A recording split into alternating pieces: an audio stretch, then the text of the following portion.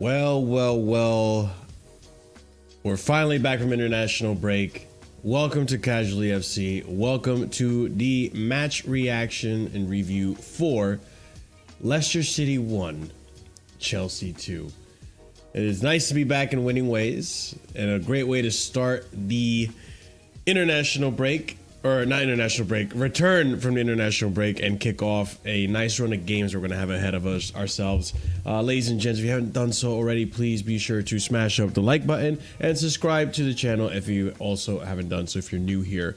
And if you are already here, consider memberships. It does help out the channel tremendously. Excuse me. So, as per tradition, let's go ahead and do a quick little summary of today's match. A little bit of a change in lineup. No Lavia, Pedro Neto apparently also injured. Whether it's a knock or something small, I don't know yet. But an interesting lineup that included a Joao Felix start as well as a Benoit Badiashile start as well. So, and they had decent performances in their own regard, which we will go over today. Game kicks off with Nicholas Jackson, 15-minute goal. Brilliant little touch pass, I would say, from Benoit that lands in front of Nicholas Jackson and FaZe, I believe, was the defender. Just couldn't control the ball at any point. Nicholas Jackson beats him on physicality. Gets control of it. It ends up going towards Enzo. Enzo then touches it back on Jackson's path, and beautiful touch flick to put himself in a position to shoot. Trivelas it, and we find ourselves 1-0 ahead. Brilliant goal from Nicholas Jackson. I was really happy to see that goal, and he's in great form, and he did a fantastic job today in today's match we'll discuss. The remainder of that first half, Leicester City had some chances as well. I think after the 35th minute or so, that's when they started to really figure out Chelsea. But we get to halftime 1-0 ahead. Second half, you have a decent start to Chelsea. A little bit more of a boring and a quiet second half, in my opinion. But we did control most of the game. And in a moment where Cucurella, who had a brilliant performance today, goes up and just lofts it, crosses it to Nicholas Jackson, beats the defender in front of him and manages to get a head on it. And the goalkeeper reacts, saves it, and it lands in front of Enzo Fernandez's head. He also, good performance today, heads it in the back of the net. And we find ourselves 2-0 ahead. But of course, it would be too good to be true if we got a clean sheet. Silly Romeo Lavia foul that ends up becoming a penalty that Robert Sanchez nearly saved, but doesn't manage to in stoppage time.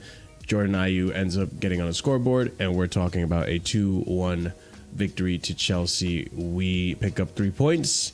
Man City dropped 3 points. And I have to play this.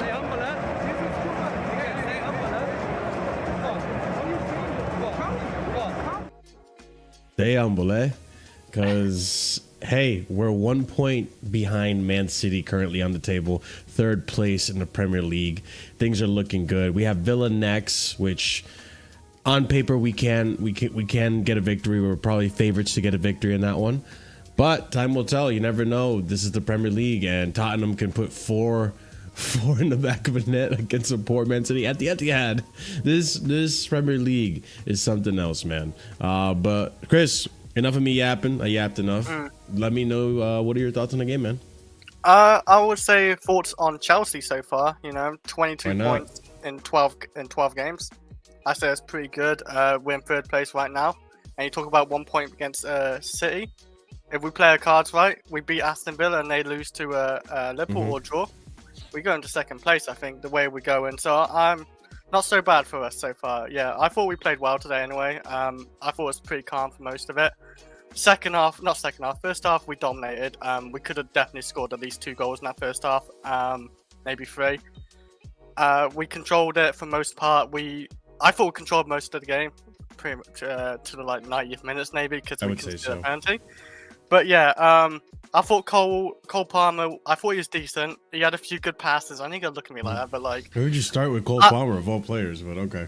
may as well get him out of the way, right? I thought he had a few good passes in him. He could have got a goal, but Madueke wanted to be centre back for that moment, so he did block it. He could have had a goal to his name. The FPL fans probably weren't too happy with that. But yeah, like I thought he's just decent today, to be honest. Cucurella, I honestly think we can start calling him maybe Mr. Consistent. I'm really thinking about like he's just our new Aspilicueta, like the Mr. Consistent role. He's best left back in the Premier League. I can't really think of a better left back in the Premier League right now than him. To be honest, maybe even I'm wrong, Vardio. Vardio's having a stinker. He had a stinker today. Like, yeah, it's hard to name a better left back right now in the Premier League. I mean, Robbo's really been looking better this season for sure, I think, but I don't think he's no, not really. No? He's not been looking good this season. I'm pretty sure he gets rotated. He has been rotated. He barely start. He starts sometimes. He's not even an out and out starter anymore. But I just think Cucurella, man, he's just an unreal left back. I like last season he had obviously not the greatest start because he didn't get picked.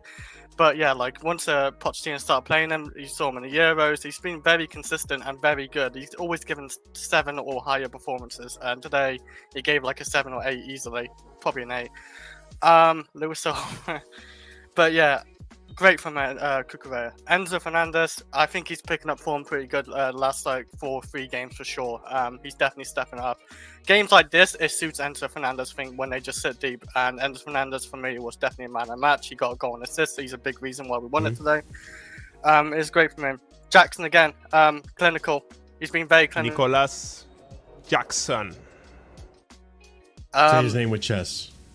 No, yeah, like I said to start the season, this is a season for Jackson to make or break it. Say his name with chess. Respect Nicholas Jackson. Phenomenal striker. Touchy, yeah.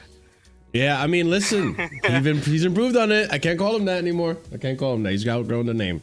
But no, yeah, honestly, he's so clinical now. Like, he's way more clinical than I actually expected, to be honest. Very good. This goal he scored as well, that's such a beautiful goal. One of my favourite goals for this season. Maybe my favourite goal, actually, because that touch he did, and then that finish, just is beautiful. Let's see, I'm sure we'll look at it again for sure. But yeah, what a goal. Enzo obviously did the pass, but that's more on Jackson for me. Yeah, Caicedo, I thought he's a bit quiet in the first half, but he did look better in the second half for me. He was still solid. Caicedo's Caicedo at this point.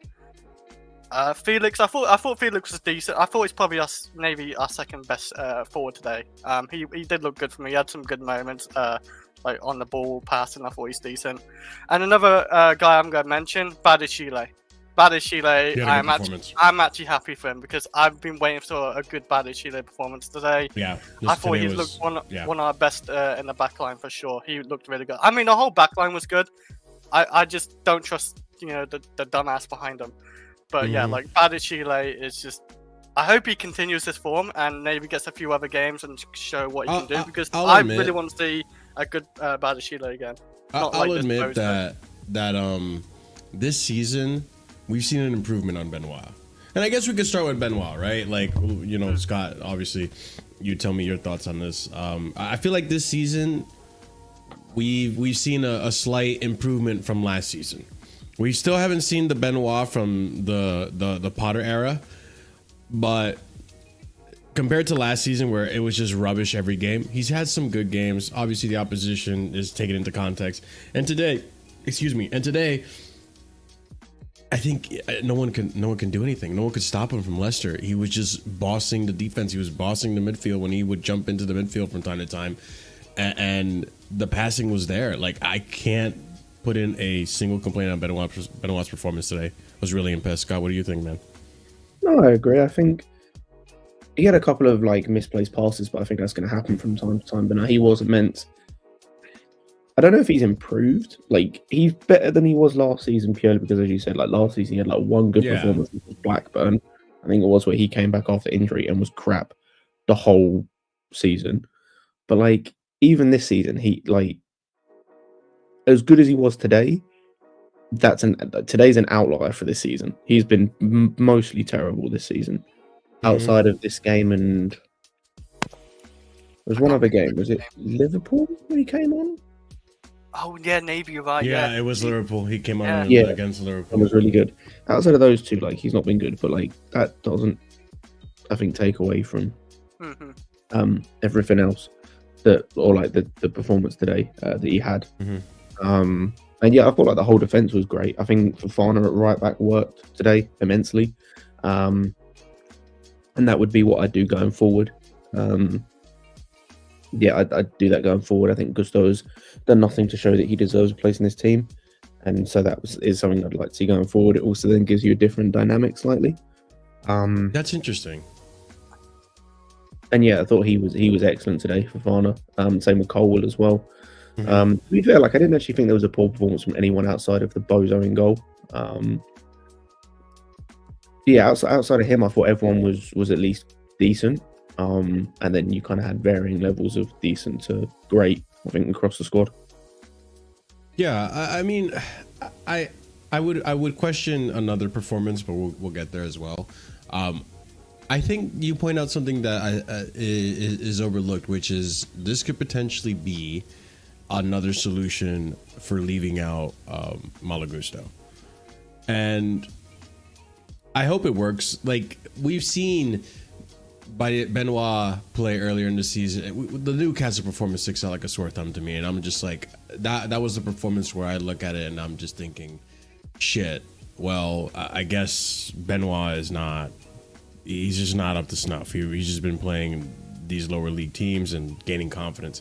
But I think today should be a huge confidence booster for him, just like kind of how Liverpool must have been. Because again, this is a Leicester team, just back promoted to the Premier League. It's still a Premier League side, and they're tough matches. They're going to be tougher than the Conference League matches that he's going to face up. So I think today was a good confidence booster for him, a good step in the right direction. I hope it continues, because at his best, he can start in the center back pairing, like easily. I don't know if you guys agree with that. At his best, like.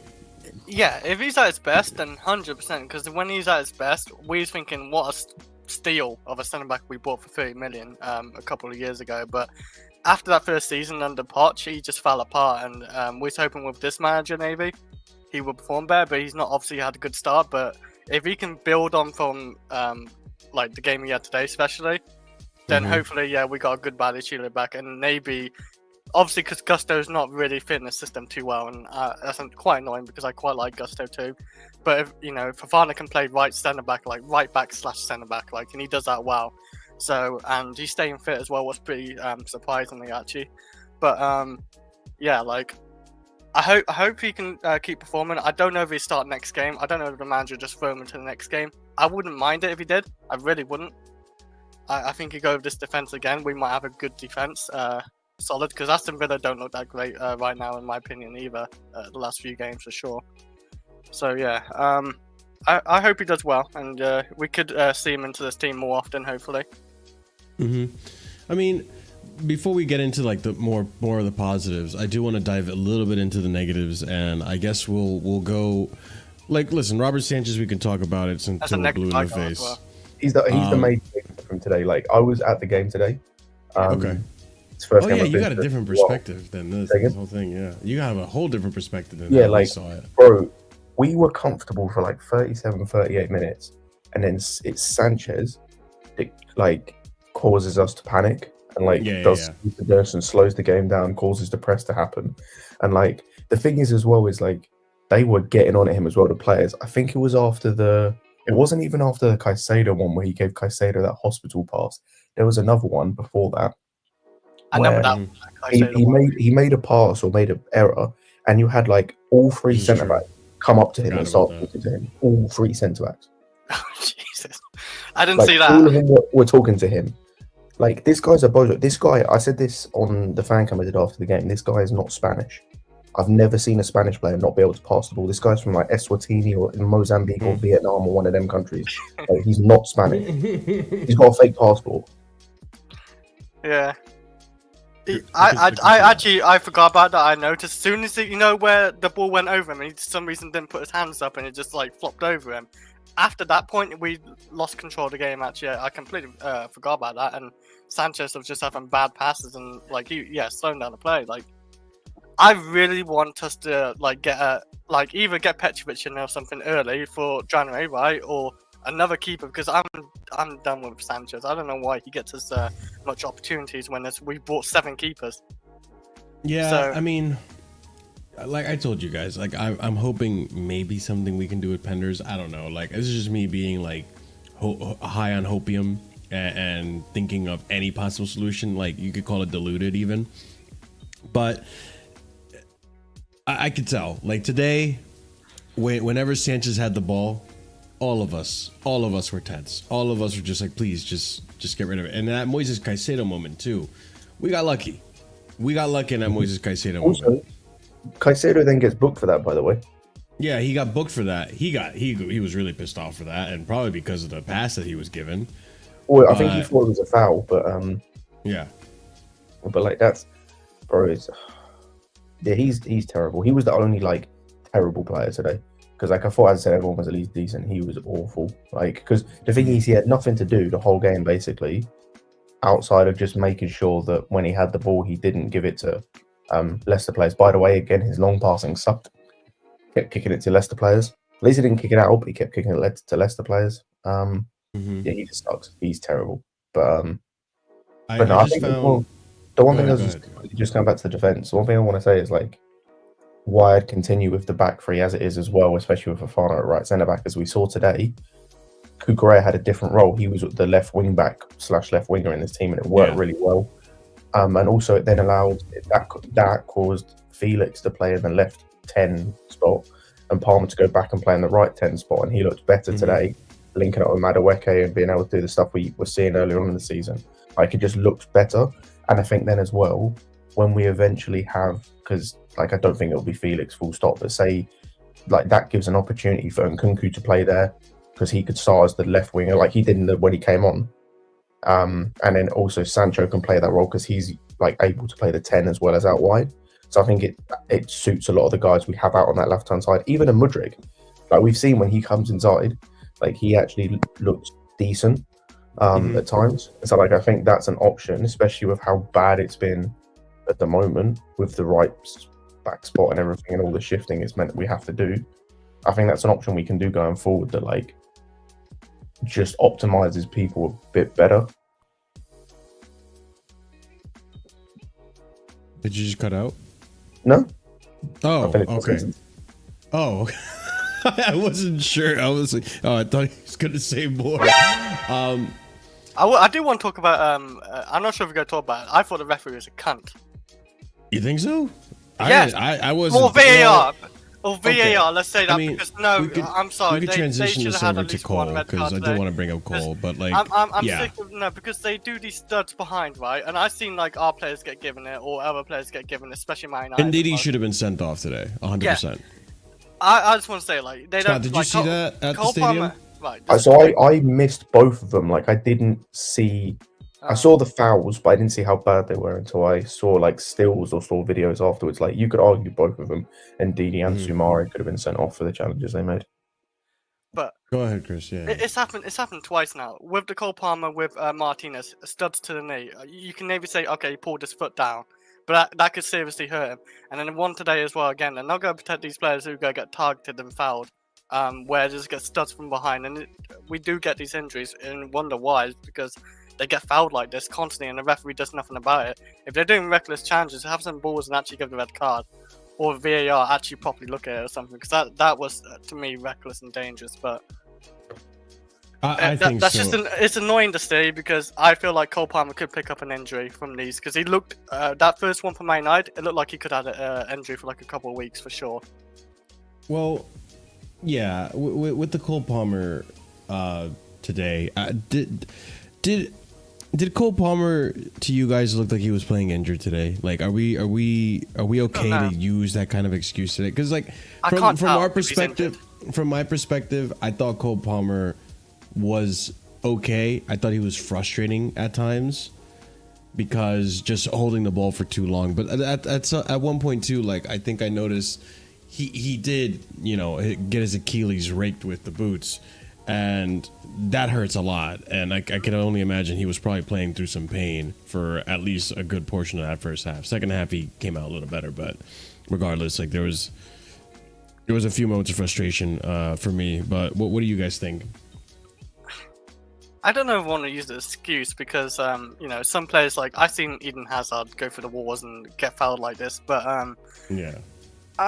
It maybe played a little part into it, Navy, but I just think Cole Palmer's dipped into a little bit of a, you know, poorer form compared to his normal self, of course, but, I don't think he's been awful, except for that, Arsenal game. He was awful that game, but, I don't think he's awful today. I just thought he's decent, and he had a few good passes where, you know, the one ball he did to Cucurella, and Cucurella crossed in, we almost got a goal from it. And then the one he did to Jackson, and Jackson, it came off Jackson's foot a bit too hard, so nothing came off it. But I wouldn't really use it as an excuse. I don't think he did no.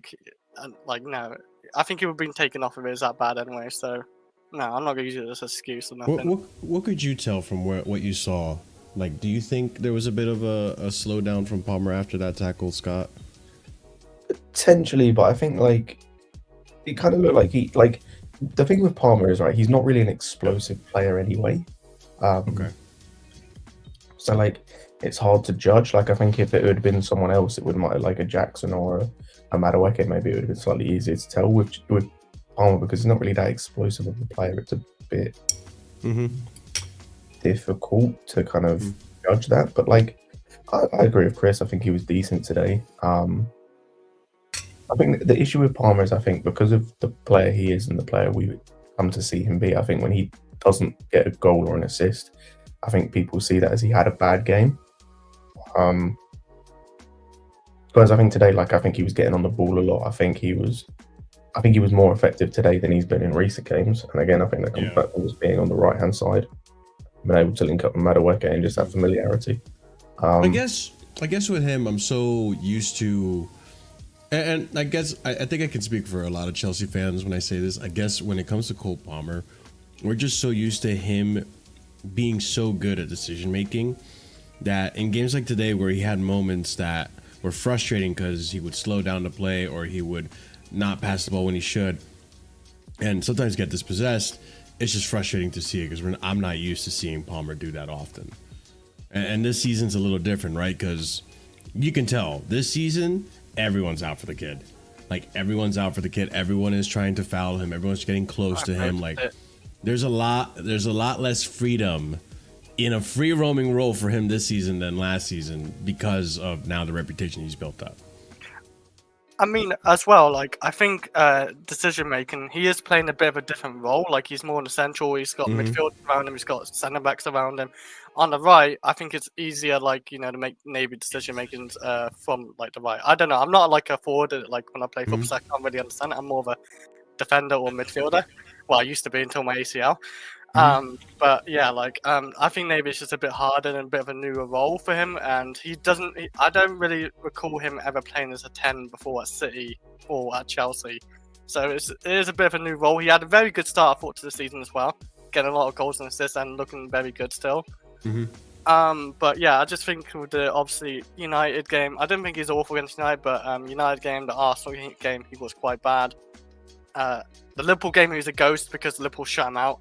Like he did nothing that game, I remember. But today, I thought he looked decent, and hopefully he just gets into form again after this game. We've got Villa next. Who knows? He might bag a hat trick or something. He might just come out of nowhere. I mean, I hope so because I didn't want to see him score again as well. Yeah, for me, what I want is to have multiple game changers on that pitch. Like it's a damn shame that Pedro Neto couldn't play today because. We'll talk on Nani next. I just wasn't impressed, but we continue like on Palmer before we get into that. With Cole, I want to be able to have multiple X factors on that pitch. Like if Nicholas Jackson or Cole are, marked out of the game. Like for example, in Liverpool, where all of our attackers are marked out of the game, having another player on that team that could be the difference maker, like how Rodri is for Man City.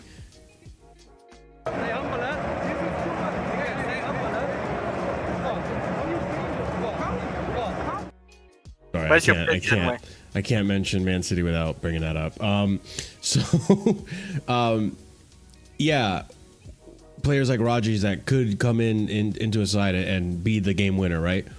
I would like more of that, and it doesn't help when games like this where I know Cole Palmer can do really well, isn't doing it as well. But speaking on an X Factor, unless you guys want to pitch in on what I just said, but we can move on to the X Factor of today's match that I would love to talk about. I think the thing with Palmer is like, I think this season, I agree with you in a sense of like, he is being targeted more, but I think what that allows is we're seeing other guys come into it more and have more of an impact than we did last season. So like, whereas last season was literally Palmer and then like Jackson as well, like kind of, but mostly like the second half of the season. This season, you know, we've seen Madueke like be able to perform, obviously not recently in terms of goals and assists, but like we saw earlier in the season, he has contributed. We've seen Neto, we've seen Sancho, and for example, even Caicedo. Yeah, and but like I'm trying to think of like those. I'm trying to think of those in the attack. Even Mudryk, like when he's had minutes in the league. Yeah. So I think that's the thing. I think even though his level might have dropped a little bit, I think it is down to some of it is down to the targeting, but it's allowed other players to get more involved, which means I think we're seeing just more of them in general. Yeah, and that's also not me making an excuse for him. Like I think that's one of the challenges of being a good player is you have to learn how to play through those difficulties and those hurdles, right? So I think he will. I think again he's really young. He's what 21, I believe, or 20. Cole Palmer's at 21 or 22 max. Okay. Regardless, still a young player. There's time to develop. That's why it doesn't worry me too much. He's 22. But, I mean, I know he will step up. I know he will step up because he wasn't bad today. I think against United, I would say he was okay. Against Arsenal, I would say he was somewhat bad. This game, I think, is an improvement from that last match. But one player that we need to talk about. I mean, you could argue he could have been man of the match today. Oh. But come on now, like, let's put some respect Nicolas Jackson. Like, what a phenomenal player we have in our hands. I am actually so happy with how this turned out for us. And I also got to say, yes, I admit I did call him touchy in the very beginning. He was very frustrating to me. But he's grown, and we're seeing him mature and becoming what could potentially be, I'm using my words carefully here, what could potentially be a world-class striker in front of our eyes. Like, today's match, like, what he was able to do, it's all the nitty-gritty. It's the dirty work. Like, I love it. I love seeing this for Nicolas Jackson, especially after so much criticism he got. But to go over the goal, starts off with, like I said, the Benoit Badiashile ball comes in here. Benoit, again, another one that had a brilliant performance today, like we said. And I like that Benoit was more confident to come into the midfield and dispossess the opposition, which that's why I didn't make too many chances in the second half, especially. Like, we kept him so quiet. Our defense did a good job today, and I got to give kudos to that. I didn't even notice Vardy all game until we got subbed off and moaned. When he moaned, I think I couldn't understand why he moaned. He was a ghost. Vardy was quiet, but we look at this, and this pass ends up landing right where Jackson is. And listen, I know FaZe isn't a great center back, obviously. Like, we know Make a wish, David Luiz. He is not good, but surely, like, you got to give kudos to Jackson to get involved and to cause him this much trouble on a physicality front. He does this to center backs like Konate and Virgil as well. Like, let's be realistic. Like, he did it last year to them. This guy is a problem in that striker position, and I don't think center backs want to go up against him anymore. It's getting to that level. Just to win the ball here, Enzo being in the right place. I think today Enzo's formation, which I would like to talk about that formation today, I think it helped him a lot in getting to those attacking roles, which we see he can get into those attacking positions. But being smart here, not overplay the ball, and the touch here. I have another angle of this. This touch here is insane. To just do that and then Travella in the back of the net is so ridiculous. Let me show you guys the other angle of it. That touch was nasty work. It was insane. That's stuff I expect Palmer to do, you know? Oh yeah, right. So that's why like I want to put him in near the same bracket. Like I still think Palmer's a better player, but like Jackson, he's right there with him. Like he's he just has a few potential behind. to do it. Like to just be able to do something like this is crazy. And you know what? It doesn't stop with the goal. Like you know what? Fuck it. I'm glazing Jackson right now.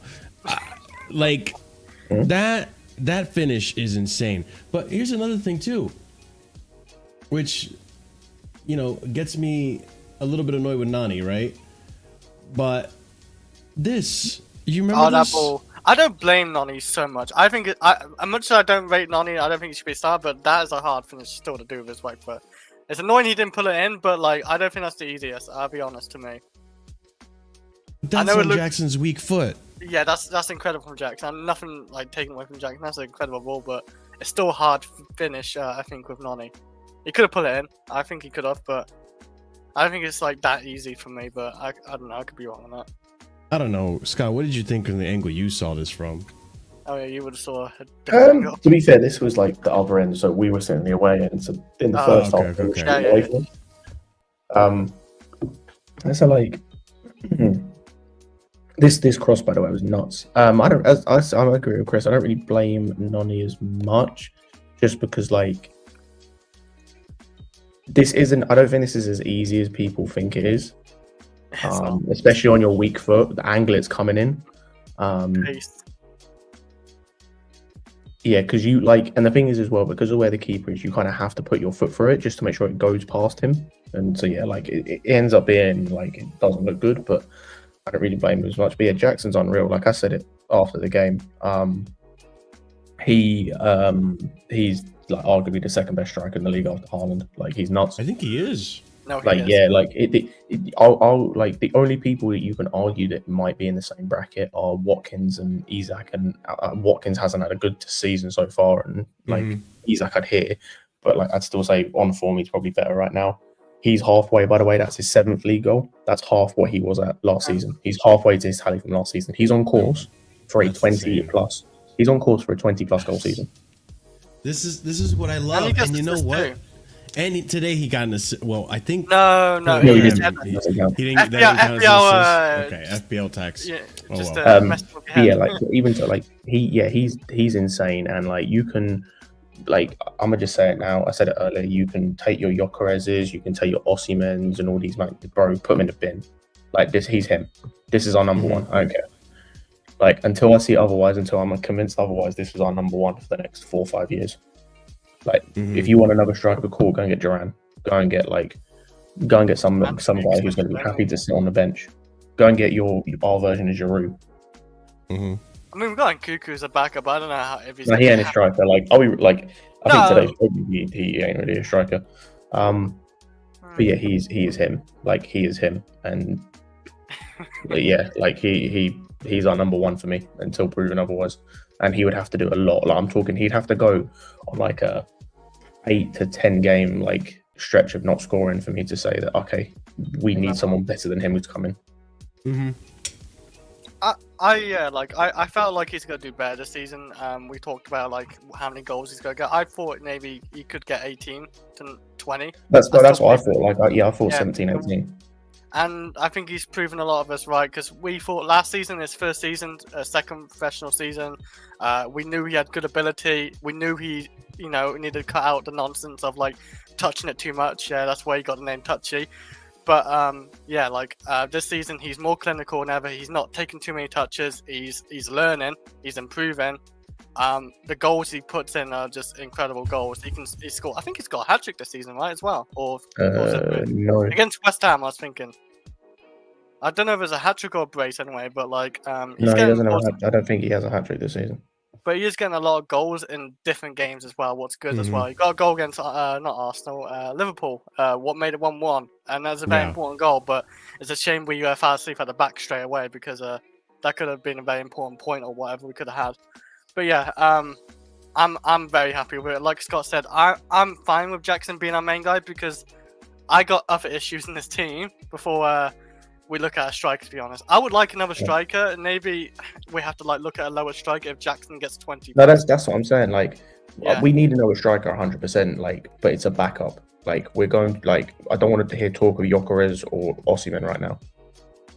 By the way, I saw a stat or I saw someone say on Twitter, and I haven't checked the stats, so I don't know if this is true. Jackson has a better conversion rate this season than Haaland. Oh, I think I got you on that does, actually. yeah. Hold on. I think he does. Here, this might be the stat you're looking for. Oh, And he's better on the ball and stuff. He's better. I think he's better. Hold on, I'll zoom in. 64. Nicholas Jackson is currently holding the highest rate, 64.3% for shots on target for all top 30 Premier League goal scorers. Mo Salah 63.6 is just behind the Senegalese man. Can you bring up CNET's comment as well? Quickly, the last one. This is facts, by the way. He had, what, 2 chances today and scored 1? Yeah. Yep. He's been Like- a lot more clinical this season, which is so brilliant to see. So brilliant to see. Because that was literally like one of the biggest criticisms of him last season. And the other thing being his heading ability, which I beg to differ that even in that sense, oh, this is another stat too. Nicholas Jackson has now registered 10 plus goals for Chelsea in the Premier League this season, more than the likes of Watkins, Isak, Havertz, Solanke, and more. 7 goals and 3 assists. Okay, they've worded that so poorly. Goal is not goals; it's goal involvements. Yeah, goal involvements. Yeah, goal involvements is. Oh, still, Yeah, good. By the way, he's only 2 behind Palmer. Yeah, really. he's just there with Palmer. He has the same amount of goals. He's got 2 Their assists. link up earlier this season was very good because I'm pretty sure every assist of his It is Cole Palmer. It still is. But No, that's yeah, the thing yeah. that's the thing for me, right? That frustrated me about Palmer is that, bro, you have good link up with Jackson. Jackson today, and I don't know if you saw this while you were on the pitch, while you were at the game, not on the pitch.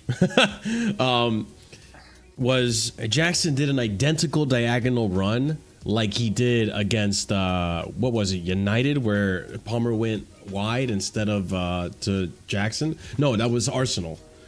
And the second time he did that, Palmer tried to pass it, but it got intercepted. So it's like, you know the type of runs he's gonna make, and he makes good runs. So you gotta find him more often and maybe quicker. And also know, like, already start to understand the runs that he's gonna make. Like, you know the player, you play with him. But this is another thing that I think today, and you know what? Just for this, I gotta play it, Chris. Cucureya, Cucureya, he eats paella, he drinks estrella. It's the way he just drinks his beer afterwards. Just always gets the cross came from Cucurella. Another thing that we criticized him for. Really? The inability to cross in the box. Like, he's good defensively, but offensively, not so much. Today, beg to differ. Today, he was effective in the attack. Finds Nicholas Jackson, and look at where Nicholas Jackson is, behind the Leicester defender. Still manages to get his head on the ball and forces a save out of the keeper. It's a hard angle to even place it, but to even get a head on it from behind the defender like that, that's something else. And again, you have Enzo in the right position as a shadow striker and scores it in. His first goal of the season. We'll talk more on Enzo Fernandez in a bit, but listen, I don't think it's too far-fetched to say we should bring in a backup striker, or someone who can compete with him, because if we even though Scott's right and Nkunku's not a striker, the way Jackson plays, you can't sit here and tell me that Nkunku can't replicate that. Like a similar, like almost like a false 9, drops into like a 10, runs the ball up, creates. That's what Nkunku does in the 10. It's not that much different than what Jackson's doing on the pitch. So for me, the way I see it is that Jackson's performing at such a high level that he's keeping a player like Nkunku, who is could become a world-class player, is a class player, on the bench. I think that shows more on Jackson than it does on Nkunku. Nkunku's just unlucky that his competition's Jackson. That's the way I feel. I don't know if you guys agree with that. Yeah, because if Jackson play like maybe like how he did last season. I think Nkunku would definitely have more chances because I think that's what all of us thought was going to happen. I felt like Jackson would try to obviously prove it because I felt like he had a lot of people doubting him. Oh like, shit! Hold on, sorry. I just noticed. Omar B, YouTube raid, thank you so much. Appreciate it. Man. We're getting involved in some business here. Listen. When the raid happens, you gotta be ready, and I wasn't ready, so I'm preparing. So big up Omar B. Appreciate the raid. Glad to have you guys here. If you're new here to Casually FC, be sure to subscribe to the channel and smash up the like. And if you are already here, if you're chilling, I mean, have you wiped your feet at the door? Have you smashed the like? Helps out tremendously. Big up. But sorry, we're talking about Nkunku being benched by Nicholas Jackson. It's the one thing I felt Nkunku had over Jackson in general was clinical, a better striker. But yeah, the fact is, as you showed the stats, Jackson is the most clinical striker. He doesn't get many chances and he puts them away. So if he's doing that with his link up, his physicality, everything adds to it. Like, I'm sorry, yeah, and Nkunku just can't compete to that right now because Jackson's just on fire, and it is what it is because I like Nkunku, but I'm not gonna try forcing Nkunku like agenda or say, oh, the manager should play him more, start him. No, just because Jackson's our most important threat going forward right now. So it is what it is, and if we do get another striker, then sadly, I think Nkunku has to be sold because I don't see a role into this team where he can fit. So, really. And I would love to keep Nkunku. I'm not just saying this for the sake of it. I just think unless he plays as a 10, right, Scott. But I'd play him in the role Felix was in today. Oh, the left really? wing. I mean, he did look against City that game. But let's actually talk about the formation. Scott, what did you see on the pitch? Oh, you know, like it was different. Not kind of, but not really, right? Like it was, or at least players had different roles, I would say. Yeah, it's the same as what we've been doing. This is I think where people get confused with Enzo. He doesn't change formation really. He changes what players go where. Like, so for example, right? Every game this season we've played a 3-2-4-1. But most of this, like the first bit of the season, it was a 3 with let's just say it was, I think it was Gusto, Colwill, Fofana in the back, with Cucurella inverting into midfield. So the 2 was like Cucurella and Caicedo, and the 4 was Enzo, Palmer, and the 2 wingers, and you get the rest. Whereas like for this game, the 3 was the 3 we spoke about, the 3 centre backs. The 2 was the 2 midfielders, and the front 5 was from right to left. It was Madueke as usual, Palmer, Felix, who started at left wing, like on the team sheet, quote unquote, who just moved inside, and then Cucurella at left back. It's what I've been wanting to do with like Reece when he's fit and Palmer, like at the start of the season. Like I wanted Palmer to basically do that Felix role where he drifts inside, and that way you could get Nkunku in the team as the left 10. And then we played like Neto, for example, on the left, and you have Reece as the one bombing up and down on the right hand side. But yeah, like that's how it was, and it was just slightly different. And I think it worked because, as I said, I think it allowed certain players to just feel more comfortable. We actually got 2 proper 10s on the pitch, even though I think one of them was like mediocre. It still allowed us to like get more bodies in attack and like have a bit more impetus in that area. Yeah, like it was good as well. And like I think we saw from Cucurella, he handled it. Like I want to say on him quickly, he is the best left back in the league. Like that's not up for debate currently. There is no one close right now, apart from maybe Hall, but even then, like I don't think it's close. Yeah, and just I thought it worked really well. And as I said, like I'd like to see certain players come in positions. Like I think that, as I said, I think Nkunku can do that left 10 role. Like I was more impressed with Nkunku's 8 minutes plus injury time that he had today than I was with Felix, to be honest. That's interesting. And so I think he can do that job really well, because like I thought you saw when he came on, like his link-up play was actually really good. So one aspect of his game this season that like I've been quite critical of, because I don't think he's done it anywhere near as much, but I thought his link-up play and hold-up play was really good.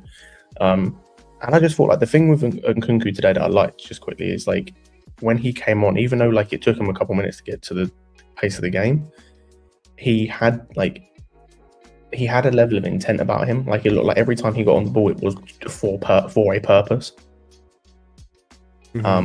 which I like. Like I think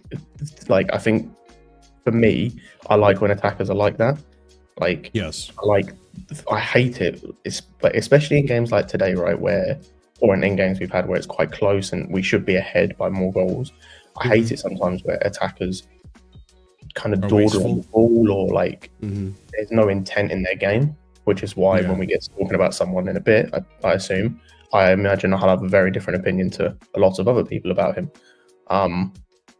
Yeah, and so I just thought when he came on, and Nkunku like looked very good in the left 10, and like I just want to see more of it because I think it could work there. I mean, returning to the topic also of the formation, I did like, obviously I did like the new roles today. I did like that Cucurella was able to play almost like as a winger and add to the attack. And I like that at one point we were playing with like 2 10s pretty much, with Jackson in the middle in the striker position, and Palmer to his right and Felix to his left. And I think at times we saw it was like really effective. Enzo would get involved in that too, almost like as an attacking 8. Like at all points of the game, I think we had 4 midfields, right, and midfielders in that middle position, which were Palmer and Felix, along with Caicedo and Fernandez. And it was nice to see, because now it brings into fruition the potential of maybe now we're seeing a formation that we could see Jackson with Nkunku, or see now Felix with Palmer, which Enzo Maresca has alluded to so much now. He's alluded to it like 3 times at least in press conferences, how he wants to try to find a way to integrate them together. I think today, if we want to talk on Felix, I think today's performance was good. I think he was effective, but I don't think he created as much as we would have liked from him. I think most of the creativity literally came from either Enzo, Benoit, or Jackson. On the other hand, I think, it's hard to say with Felix. It's his first start in the Premier League. I do want to see it again to see how it can be better potentially. I don't know if Villa's the game to play him again, but I do have a stat here for Joao Felix. Registered more successful take-ons, 4 out of 8, and registered more successful duels, 9, than any other player for either Leicester City or Chelsea. I think today he was a bit of a workhorse, which is different than what I usually would say from him. Was it good? I don't know. I mean, I guess, Chris, we'll start with you. What did you think on Joao Felix today? I don't think he's like bad. I thought I thought he was our second best attacker, I'll be honest with you. I thought it was close between me and I always said to you, Marshall, I thought maybe Palmer edged it for me, because I thought Palmer did some really good through balls and passing, but you could argue maybe Felix is better than him. I wouldn't say there's both like obviously outstanding or fantastic, like it was tweeted today, but I thought he's decent, good today as well. Like I said, dribbling wise, I thought he's pretty good, and he had some good moments. And I'm not too sure of the passing though. I didn't really notice like passing like that, but like dribbling wise, take ons and all that. It looked obviously short passes that like let it go. Obviously, he isn't going to dribble into the goal himself, but I just thought he's just okay. Like you talked about Nkunku, I wouldn't mind trying Nkunku on the left wing as well, because I actually forgot like that City game in the first game of the season, he did look good on the left side. I agree. A lot of people don't agree with that take. I don't know why. If you look at that City game, he was effective as well. Like that City game is very much like what Scott is talking about with the intent thing. Like I know exactly what you mean. Like it looks like every decision or every move that Nkunku is making is with the idea that he's going to execute what he's thinking about, right? Like it's like he has a plan and he's ready. He knows what he's going to do next. Like he's not wasting his energy. He's not wasting tackles or anything. Everything, whatever he wants to happen, he's going to make it happen. Like, and that was to an extent how I felt when I saw him play in that left wing against City. Like he was controlling. He obviously he couldn't like make many chances or whatnot, whatever you're looking for, but he didn't look like he was being shoved around or bullied at any point. Like, he looked like he was helpful and somewhat efficient, but the result wouldn't, reflect that. But go ahead, Chris. If it's a bad result, then it doesn't really matter, to be honest. But like, the thing is, obviously we nailed down our striker. It's 100%. Cole Palmer is 100% starter. Madueke is probably counting his days. In all fairness, like, I think he's going to obviously get dropped when Neto comes back. Well, let's actually dwell a little bit on Nani, because today, man, I didn't notice like Scott did. Scott really noticed him. I thought he was decent. No, I'm not saying he was bad or nothing. I just didn't like. You noticed a lot from him today. Maybe I just missed it or something, or just. Maybe I'm being harsh. Maybe I'm being harsh, right? Because like he had an opportunity to score today, doesn't score. Gets in the way of Cole Palmer's shot, which to me was odd. Well, to me it's odd because when you look at the highlight, you see he's wide and he sees Palmer. And I guess he probably thinks that he can get to the position that Palmer's going to get to before Palmer does, and overruns the ball, or no, doesn't get to the ball in time. Yeah, he runs. And then when he tries to toe poke it, misses it, and then his momentum takes him forward, and he gets in the way of the shot. But it was kind of like, I see Palmer is going to get in that position, but I want it. Like, I don't want to say selfish, but I don't know. It just seemed like one of those situations like he wanted to be in that space, but he should have just stayed wide instead of like running inside the box like he did. I don't know. Maybe I'm being overcritical, but I just don't think he was effective today. Like he got some dribbles off, but nothing came of it. There was no big chances created as a result of it. Like, I don't know. Maybe I'm being harsh, but what it is for me. Really, I don't think he's awful again today either. But I just don't think he. For example, right, this is why I think he's just gonna get maybe dropped. I could be wrong, but it's just I don't think he's doing enough like what a Neto would, or maybe for example Sancho, because I think he's been pretty good this season. Or Nkunku, or maybe Felix, the manager first Felix on the left or something. But he was unlucky today, by the way, I would say, because I didn't think Cucurella. I thought he's better today than Cucurella being offside. That reminds me. He would have got a goal being offside, and he would have gotten a goal. Which no, wait, hang on. Was he offside because of the hand? Because I'm convinced they called it offside because of his hand. He was offside. He was just positioned in front of them. No, but they showed the line. It wasn't much. Yeah, they showed the line, right? Yeah, his shoulder was ahead of the player. I thought it was the hand they showed, because I swear there's no, it was the shoulder. Even if you're looking at the shoulder, you can tell it's ahead of the Leicester defender. Yeah, that was a good finish too, but I don't know. I feel like he's gonna get dropped soon. I really just feel like he really needed that goal. I think he was deflated that he didn't get it. I think he had a deflating game today, if anything, for his confidence. Just nothing in terms of like scoring a goal. It wasn't working out for him. The attempts either kept getting blocked or, I know he missed slightly wide, I think, for one. Defensively he was all right. I just don't know. He just kind of disappeared from the game in the second half. Got taken off, and who did we bring on? Jadon Sancho, right? I believe. So, and it was nice to see Jadon again, and how much he can control and affect the game in that sense.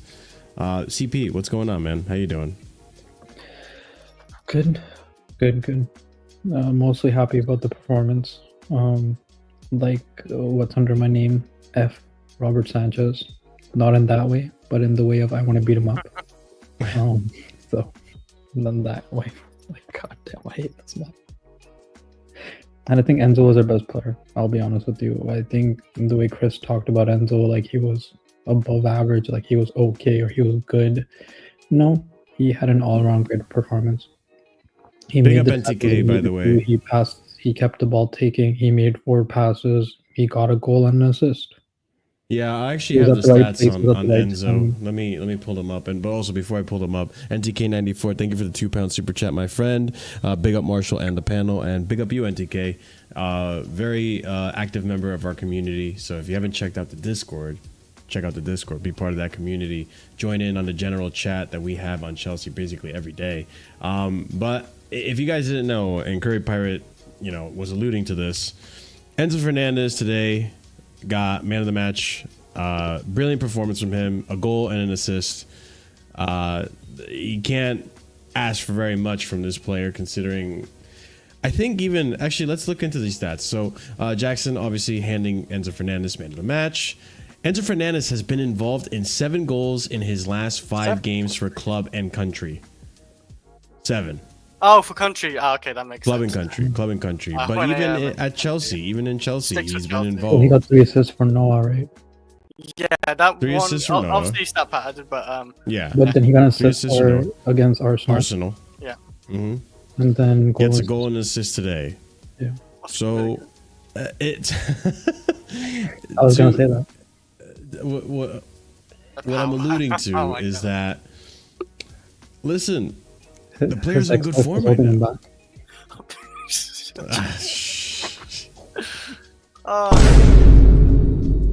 The kids were holding him back. You know what I'm saying? Maybe. Enzo Fernandez registered more chance creations and more successful ball recoveries than any other player for either Leicester or Chelsea inside the first 45 minutes. Another assist for the Argentine. I will also say, I guess my theory about Enzo or Palmer needing Enzo to be effective. Well, it's one game, but we'll see what happens. But it didn't really help him much. It helped Jackson, which is great. But yeah, Enzo Fernandez today. That's what we want to see. Those type of performances where he's just effective. He's making good tackles that we saw. Passing, brilliant. Even today had some passes that could have ended up being a key pass or an assist that didn't come to fruition. There was chances that Enzo created.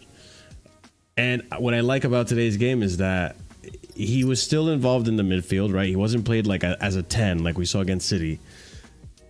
But Maresca in these new roles, it's almost like he found a way where Enzo can. And mind you, let's take this. I'm going to take this with a little bit of a pinch of salt because it is Leicester too. It's not the strongest opposition. I would like to see this against better opposition, maybe against Villa, but it's almost like Enzo Maresca found a good balance for Enzo Fernandez, where he can be in those attacking positions, which he knows how to find and be effective. And dude, it was almost like Enzo and Cole switched roles for me today. At times they did. They rotated or something. Cole Palmer sat more deeper, and he went as a shallow striker. And I was gonna Enzo's say, I know it's only Leicester, but he's a massive reason why we won today.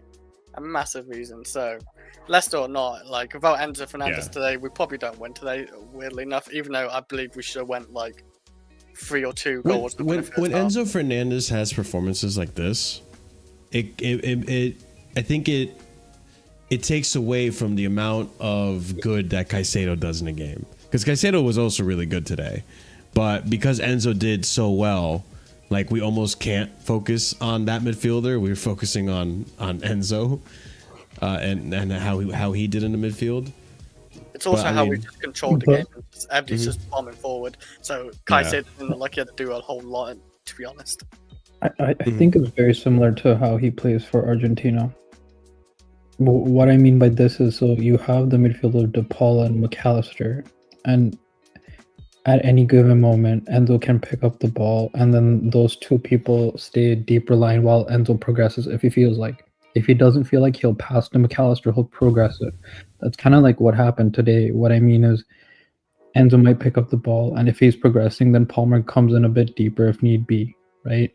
To be in the defensive shape, or at least help in the midfield more. I think he needs that constant switch up with the midfielder. So then he decides when he wants to progress or not. Because that's what he does for Argentina.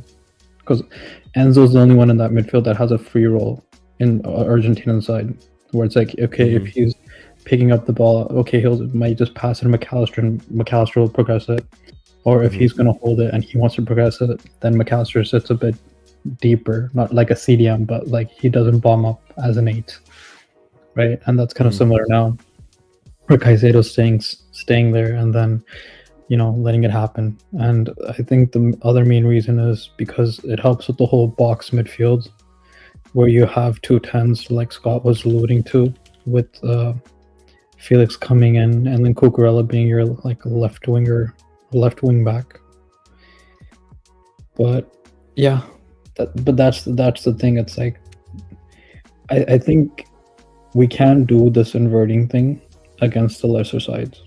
I get the inverting thing if you want to pack the midfield against the bigger teams, and that's what I think it is, like being more conservative. But against the lesser sides, yeah, we have to destroy these lot. Yeah. Right. At the very least, if we do that job, then we'll get top 4. Because Villa dropped points again today. They drew a game. They dropped points again. Yeah, they. We'll see how big that. Nottingham Forest lost their game today, 3-0 to Arsenal. Hopefully, might not drop points. So this is helping us create it. So now what's happening is it's kind of creating a bit of a gap. What I mean is, like, Leicester and Villa fell, but Spurs are coming up. But Spurs are very Spursy, right? Like, they'll beat Man City, then lose to fucking Ipswich, or draw to Ipswich. So I'm not too.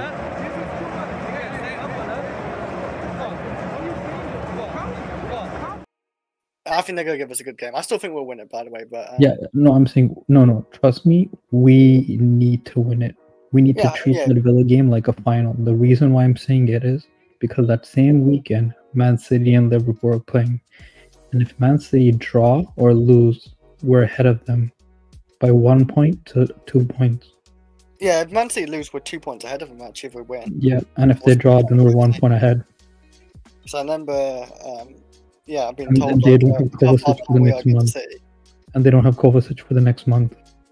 And wait, they don't have, is that why he wasn't playing today? He's out. Yes, he's injured for the month. Oh my god, they've been real injuries as well. They're going to come thick and fast. 100%. In December, so they're getting thin in that midfield. That's a really bad form for City. We need to take advantage of that. We need to beat Villa. We need to. I mean, the way Villa's to beat Villa, but also I kind of would. It would be nice if it ends up being a draw. I feel like a draw is the best result for us. What? Wait, against who? Against who? City against Liverpool. Oh yeah. Sorry, I thought we were talking about Villa. No, Chelsea and Aston Villa. I was like, huh? No, sorry. I want to draw. I want to draw. I want to draw. Yeah. I don't want no more draws. A draw would be draws nice because if City get a draw and Liverpool get a draw, we close the gap with Liverpool, right? Yeah. We're only 3 points off. Actually, no, we'd be 4 points off of first. Which, listen, guys, I'm not trying to say we might be heading into a title race, but and here's the thing, Marshall. If we keep this, if we beat Villa and then we beat, I'm forgetting who we're playing after Villa. Southampton. Thank you, Southampton, right? Then we're playing Spurs, and if we beat Spurs, that's a 7 point gap between us and Spurs. So the next 3 game stretch, if we win these 3 games, we create a gap. We start creating a gap between us and the top 4 and everyone else. Another thing I was going to say is that now, I guess I'll ask you guys how you feel about this. And real quick, Chris, I'll start with you since you were about to say something. I was going to say something previously before, just as what do you think of it? But because you talked about, for example, right, against these lesser sides, right, Cucurella overlapping, right? Mm-hmm. Say, I don't know, Gusto or Reece James comes back, right? What about Reece James, Reece James or Gusto overlapping? And Gusto, yes, Reece James, no. Okay, fair enough. But why? Why would you even because bother? The reason why I say this because then we can have actually Cole Palmer on the right side, like inverted. But he was on the right side today. No, he wasn't. Wait, he wasn't the far right, was he? It was Madueke. Not the far right. That was Madueke, but I like him. So on the free roll in that area. I don't know. I think that's like if we look at the heat map, like we can see that Palmer isn't generally playing mostly in that general area today. But what I was gonna say, right, in regards to the table, is I know people were really critical about this quote from Maresca, but I understand where it was coming from, and honestly, respect to Leverkusen, who did it last year, which was go undefeated. I mean, Maresca did say, if you can't win a match, don't lose. I like that. And maybe because we didn't lose is why we find ourselves in the position we're in. Yeah. Although, like, there was blood in the water for United, right? There was blood in the water for Arsenal. It's a good thing we didn't lose those matches. Like, we would have maybe potentially lost them last season, especially if it was towards the end of last season where we got clapped by both those teams. Liverpool, well, I say both those teams, even though we did lose to Liverpool. The reason I don't like losing the games because then we give them like 3 points and we get nothing. That's why. Yeah. That's why when we get I was frustrated with United because they're shit, but they just sack their manager, so they get like that, like they're free from that fucking guy. But like that's about it. Like I still expected to win that game, but Arsenal. When you think about it, right? I would take a draw all day. When you think about it, if we don't pick up 2 points, let's say we're still at 20, right? Then Arsenal would be ahead of us. If we have 20 points. Then, where's United? Hold on. It's like the Liverpool, 15th, right? But they have a game in hand. They would still be okay. They would still be behind us. Yeah, but we would be out in just in 6th place versus 3rd place. Yeah, and so United to an would. Extent, it's kind of like and Spurs would be 1 point behind. So it kind of puts us in a good position. The fact that we didn't lose those games. Obviously, we will all want to win those games, right? But this is why I want the way we see Man City right now, with Liverpool, Man City, that game is going to help us in terms of where we're going to stand at the table. And dude, if we're in 2nd place after next week, it's almost like you can't really say we're not in a title race. Obviously, I would want to wait until the end of December, but you look at our fixtures, man. Like, and Marshall, right after Liverpool, the next week. I'm just saying this because Man City are struggling to create. They're playing Nottingham Forest. Mm-hmm. Which is a good today. Oh, they got good defensive side. No, I know they got slapped today, but you can see maybe it's international break or whatever. Like they're usually a good defensive side. And Man City are struggling to score. They couldn't score against like Dragusin and Davies. Mm-hmm. So you could have 2 weeks where you can like do something. We need to these next 3 fixtures when we can start creating a gap. Yeah, no, and I definitely want to create more of a cushion because even today, like surprise victory from Tottenham. Like we're talking. No, I'm not. I was saying 2-0 for them already. Tottenham beat City all the time. Yeah, they do. But this badly, like that at the Etihad. Not this badly, but not this badly, but they beat them all the time. Like, all the time. Like they are that poker team, yeah. They literally do this all the time, but it means nothing because they don't beat your Ipswiches and your Southamptons in these matches. So like, it doesn't matter. Yeah. What is the next game? Marshall, can you just do one thing because the fraud is here? Can you just play that Estrella video again because the fraud is here? And the fraud. Cucureya. He eats paella, he drinks estrella. His hair's fucking massive. Hold that. Mate, hold that. Gonna have to hold that one, Ahmed. I'm sorry. Had a brilliant performance today, but he's Mr. Consistent. Listen, this is, you got to give kudos to Maresca for this, right? This is like impressive to be in this position. I don't want to glaze up too much just because I know our next few run of fixtures is genuinely easy. There could be hiccups along the road, but it's genuinely easier. It gets easier than how we started. And this is where you want to start just consistently picking up your points and hoping that the ops potentially slip up. And this is where Chelsea need to focus. And this is where I would say, too, I'm happy to see how the defense shored up today, because outside of Robert Sanchez, I didn't see many errors from Fofana, if at all. I didn't see any errors from Levi Colwill. Even Benoit Badiashile looked very comfortable in that position today. If we can just consistently stay focused in that defensive area and continue to attack how we are, whether it be with Enzo or Lavia, which as of right now, you can get away with Enzo. It seems like you can get away with Enzo in the roles that the players had today. It's a sneaky one, but we would be in a title race, I think. And Maresca is doing this after winning a title in the championship last season. So to an extent, I'm thinking in my head, like, wow, did we really actually hire the right guy? Because like I said this a while ago, right? I think Maresca and the team actually think they can win this thing. They're just not I publicly believe they stating can, but I think they take one game at a time as well, right? Like, just take a game at a time. I don't think they look at like end game. Pardon? It's good to believe, but we have Rob Sanchez and Madueke, so. Like Chelsea winning the Premier League with Robert Sanchez would be like the biggest, like, I don't know, like myth or something. Just how, but it's like winning a Champions League with Kai Havertz and Mason Mount. Yes. Hey, but no, come on, Mason Mount in the Champions League, man. I'm gonna give him respect for that, man. He was good. I think Nani's a better player. I'm not gonna disrespect Nani and Sanchez that much. But can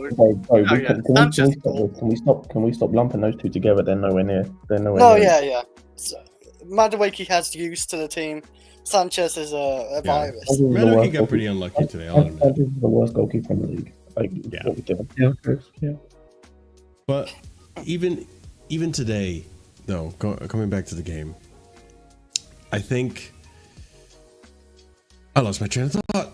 Great, wow, that's a fail. Think of shapes. What do I get?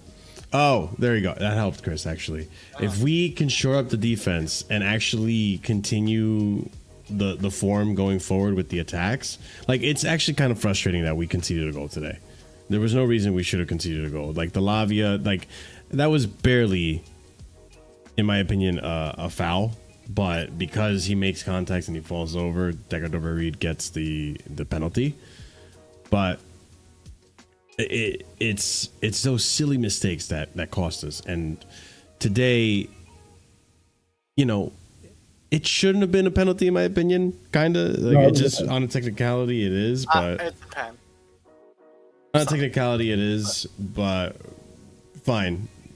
We didn't keep a clean sheet, but if we can keep clean sheets, if we can shore up that defense, focus up more, and the team can stay this focused, and the attack continue making goals and producing goals like Jackson's been, or like Palmer at times, Jadon Sanchez coming back to see what he can do in terms of in front of the goal. And when Neto's fit, which hopefully he's just like a knock, he'll be back soon, he has the potential to score goals as well. We've seen it already. He finds the spaces, he makes the runs. Dude, I really think it's looking like we're going to be in a title race, which is insane to say. Considering we need to stop this. Like, we're 12 games in. Like, we haven't had the busiest period we're going to have the entire year. Like, I need to see how some of these depth pieces are going to work. Because, like, at the end of the day, and I also need to see how some of these pieces work against certain teams. Because, like, as good as Enzo was today, I'm not playing him next game. Really? Like, no, I'm not playing him next game. Onana will eat him alive. Like, that Aston Villa midfield will eat him alive. We've already seen. He performed well against them last season. Yeah, but they didn't have Onana last year. I don't think they didn't have Onana last year. Yeah, they had him this year. That's fair. Yeah. That's a fair like, shout, actually. I'm not starting him in that game. And then, like, I'm still unconvinced by some of these depth pieces. And, like, for example, like, as good, again, Badiashile, as good as he was today, he wasn't tested today. That Leicester City attack is terrible. They started their 4th and 5th choice wingers. Like, so we need to see what these guys are going to do over this period. Like I've said it before, if we get to January, we get through this Christmas period, we get through this busy period, and we're still, like 6 points, within 6 points off the top, then we can talk about being in a title race. Until that point, I'm not saying anything, because we don't know what can happen when we have to rotate. And say, for example, we have to have a game where we have to rely on guys like Felix. I'm sorry, but, like, I ain't there yet. Like, I'm not there yet. I definitely hear what you're saying, because we have to get through this run, like of Hashtag Joao Day. Southamptons and all Bro, that. he's a nothing. Can I just say, by the way, I just want to talk on him. He's a nothing player. Like I'm so sorry. He's if anyone's ever heard the expression "style over substance," that's Joao Felix in a nutshell. Sorry, Scott, I have a question for you. Because you know how Lyon are going under administration, basically? They don't pay up the money. Let's say if we sell Madueke in the summer, would you just for like, let's say 10 to 15 million, just go after Ryan Cherokee? No. Okay, I'm just asking about that. Yeah. If that's not to say he's a bad player, but like I don't think he's number one. I don't think he's a winger really. And like if we're selling Madueke with Estevao already coming in, it makes no sense. If Estevao is as good as we think he is, like he'll be the backup next season behind Neto. No, because like Cherokee didn't play anywhere on the front line, right? That's we are thinking of loaning him out. Like then I think we should go and get someone better, like a Kudus or someone of that ilk. No, I get you. I'm only saying because Leon's going under administration, so players might be very cheap. That's the only reason I'm saying. The attacker I'd take, like if we did take one, the attacker I'd take would be Fofana of any of them, because I've heard very good things about him. So he'd be the one of the group I take, but I don't know how expensive he'd be. Is the only thing. But even so, like with the attackers, like that's a position I think we're fine in, and I wouldn't really do too much with outside of like maybe signing a new left winger next season potentially, but like I don't know. I'm not on the sell Nani boat, by the way. I think he'll eventually get sold because of Estevao anyway. You could eventually get sold. I'm not saying I'd sell him because he's bad. I'm saying he will end up getting sold because his position in the team is going to be taken by Estevao. Like that's going to happen. So like you can't have three wingers. Okay, let me step in here for a little bit. I think with Madueke, I agree. Madueke is gonna get sold. I just question if it's gonna be next season or the season after that makes sense, because I don't think Estevao is gonna be put into this team straight away. I could see like there be like a season where he's embedded into the team, and then like the season after is probably where you sell him. In my personal opinion, I think that's just I think if I'm speaking logically, that's what I think is probably going to happen to Madueke. Look, it's another season at the club. I don't know about you guys, unless I like think we all something. I thought. Unless like that is like the problem I have with that is like it would be minutes in terms of Estevao, because like the only way I see him getting minutes to the point where like it's meaningful, because like him getting 10 minutes here and 10 minutes there in a game ain't it. The only time I see him getting serious, like meaningful minutes is if like Neto got injured, then he'd be the third choice. Like outside of that, because like say everyone stays fit, and I know that may not happen, but like if Noni and Neto are fit next season, then I don't see where he gets his minutes. Like, and the thing is for me, like the way that he is getting spoken about by the club, and the fact that like we've already seen players is going out on loan, like that has been announced already.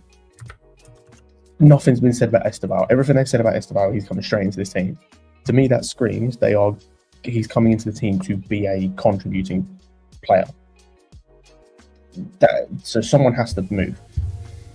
Like you can't have three wingers on the same side unless they're gonna, because he's mainly plays on the right, I think, doesn't he? That's right and 10. Mostly right. Unless he can play on the left as well, and you sell Mudryk instead, he's better on the right. So like. Or unless you play Neto on the left and whatnot, but then you've still got the problem that, well, it's not a problem for me, but we're a problem for everyone else, that Noni then becomes the starter at right wing. Like, Well, I mean, he's also clearly going to get game time, right? Because this is now, again, another game where he starts, and it's very clear now that Maresca trusts him. And I'm also, because here's the thing with Nani, too, like, he's frustrating, but not frustrating in a he needs to go and leave this club type of way. Like, I don't think he's costing us games. I think he's been pretty unlucky a few times. I think today was a really unlucky day. On a different day. Well, on a different day with Nani, like he gets a goal today if On a different Cucurella day, isn't he gets a offside goal. by a hair. Let's not do this on a different day. He had 3 goals in one fucking game. That's it. And then we got 1 goal after that. He's only contributed 2 games. Okay, he's not contributed much after that. He doesn't have. Why have we got to do this? Why do people have to do this over the top nonsense? Like again, with him, like Because he's not good enough for where we want to be. I want to win the league. He's good enough for top 4. That's why I'm fine with this season. Next season, if we're top 4 and we're going to try to challenge for the league, he's not good enough in a starting position at right wing.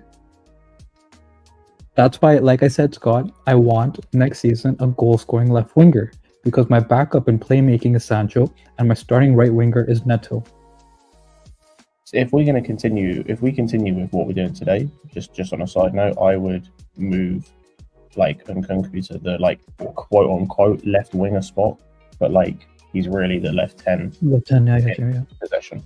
Because like I said, I think he's just a way better fit there. And then you've got your goal scoring winger 10, whatever. But no, my thing, just going back to Noni quickly, like my thing with him is the same. Like I think people just like expect too much in a sense, or like think that he's I don't know. I don't know whether it's just people have like unrealistic expectations or like what. But the thing with Noni is like there's a lot of things he does well, like his ability to drive forward with the ball, like the fact that he's always open, like mostly always open, is a positive, because like there are times we've seen in the past that's not always the case with wingers and with attackers. Mm-hmm. So like he's always an option. He does help in attack. The literal only issue with him is that final ball. Yeah. So Like, I just think, you know, I get what you're coming from, CP. I just think, you know, we're being a little bit unfair to him. I think one thing I always say is that last season he didn't play that many games. The season before he didn't play that many games. I think. Right, so I think my issue just becomes like, guys, we need to give sometimes some of these wingers time to actually, you know, play consistent on the wing. They may have good games, they may have bad games, but like, you want to help him actually develop. Like, you know, if we don't want to be in a situation here where, like, listen, I know he's not a good example to use, but he's a poor example to use. Like Madueke, for example, he would play a game or two, then he would be taken out of the team completely, and then, you know, he'd be brought back in, maybe have a good performance, then get taken out. We don't want to do that sort of thing where it's a continuous stop, start, if that makes sense. No, I'm not saying he doesn't start the season. He starts. But he needs, for me, to get 17J in the league. Yeah, he's still got a lot of time in the league. That's what I'm saying, though. I know. So he needs to get 17 for me to have him stay as a starting position right winger currently, or whatever it may be, right? If we want Neto on the left. Because of what Scott and we've been hearing, that Estevao is going to be part of this team, and Nani's not wanting to play second fiddle to, or even third fiddle to an 18-year-old, and then Pedro Neto. I think personally, you know, I know this might be a bridge hot take. Listen, I think he's very good, Estevao, but I think he's getting a bit too juiced. Does that make sense? He's getting the Brazilian juice, as I like to call it sometimes. Huh? What I mean by that, yeah, is that he's gonna need time, boys. You know what I mean? He's gonna need time. That's what I mean, bro. You know what I mean? That's what I mean. Like, you know, listen, he's cooking. Let's not get twisted. But listen, coming to the EPO, bro. You know what I mean? It's particularly when you're playing the Brazilian league, the physicality is gonna be different. A lot of stuff is gonna be different for the young lad. So we need to give that guy the time, as much time as he needs, bro. That's all I'm saying. No, I agree with you, but I'm just basing it off the club's reports. Like, we know with Paez, the club has reported he's going to be loaned to Strasbourg next season. Where is that report coming from? I've been trying to find it. If anyone has it was from PYS or something about a month ago. PYS or Daily, I saw it as well. Like, Paez is going to Strasbourg, but then Esteval's staying here. That's the only reason I'm saying this. It's because the club's saying it. I watched this kid week in and week out. I know the Brazilian league for the past 10 years. He's really good, but it's going to take him a year to get used to this league. But I'm just saying the way the club is saying. That's the only reason I'm saying this. Again, I get what Scott was saying to me, but I just don't think, listen, he's not going to leave next season. He's probably going to leave the season after. Once Estevao is pretty much ready and cooking, logically speaking, that's just the logic for me. That makes sense. But also, like, I personally don't. I don't think the performances have been so bad. I don't think the performances have been so bad. When I've been doing this as well, but when I've also been doing this for quite a long time too. We don't even look the same. Chill out, man. Goodness me. Why'd you have to fucking read that, bro? No, man. It just gets a little. What did he read? Timu Said. Fucking broke my concentration. So with Nani, the other thing too is that like I don't think he's been so bad that it merits selling because again I don't feel like he's cost us. We haven't gotten to a point where like for example last year the FA Cup against Man City where Nicholas Jackson missed a sitter, you know, stuff like that. Like I haven't gotten that from Nani. You could make the argument that cross today was one of them, but like Scott said, it was a bit of a you got to remember these are professional players. Like they make things look easy when they're really not. I'm curious to see what would have happened if Neto was fit today, if he would have actually dropped Nani. But Enzo Maresca likes Nani Madueke, and I think it's because he has that forward approach, that attacking approach. He always wants to take on a dribble. He also wants to go forward. He's got the dog in him. Yeah, and I like it. I think he does make chances that we just haven't taken advantage of, or we weren't in a position to score. I think he's been a little unlucky. It's frustrating, but I think until I see Neto, like, I think I'm okay with seeing Nani because there is going to be that one game, right? He is going to have good games. Like this, he's not going to be this inefficient statistically for the rest of the season. Like with the way he plays, he's bound to get a goal at some point or an assist. Yes. Like today, again, if Cucurella wasn't offside, he gets a goal. Yes. And remember, Cucurella, if you look at the lines, bro, he was literally like, it was millimeters, bro. I thought they did this offside his hand because I couldn't see his knee or foot or any of that being offside. So I thought, did they just do his hand as offside? I thought they did that. No. But I was actually going to ask you guys, yeah, why have you spoken about so far? Because I don't want to obviously regurgitate. We spoke about everything. I mean, bring up whatever you want, man. I don't care. Yeah, we basically spoken about every player. Listen, I just want to we didn't speak about Can we just? I want to listen. There's one player in particular I want to talk about, yeah. Mm. And I think this comment, we're doing a lot of this one just for one game performance for this player. And the worst crime you can commit is dick riding without a license. I think that's what we're doing for this particular player, yeah. Who? If you want to listen to that again. And the worst crime you can commit is dick riding without a license. You know what I mean?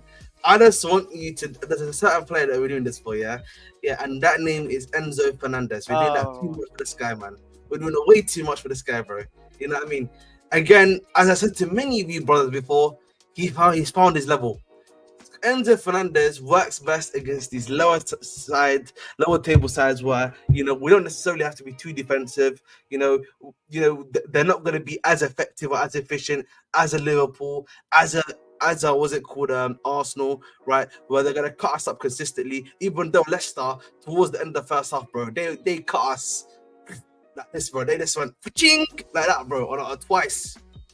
You know what I mean? Honestly, you can play Enzo Fernandez in these games, and like he helps to push the pace and everything like that. Yeah, it's nice he got a goal and assist, but listen, we see more of this against these lower teams. That's all I'm saying.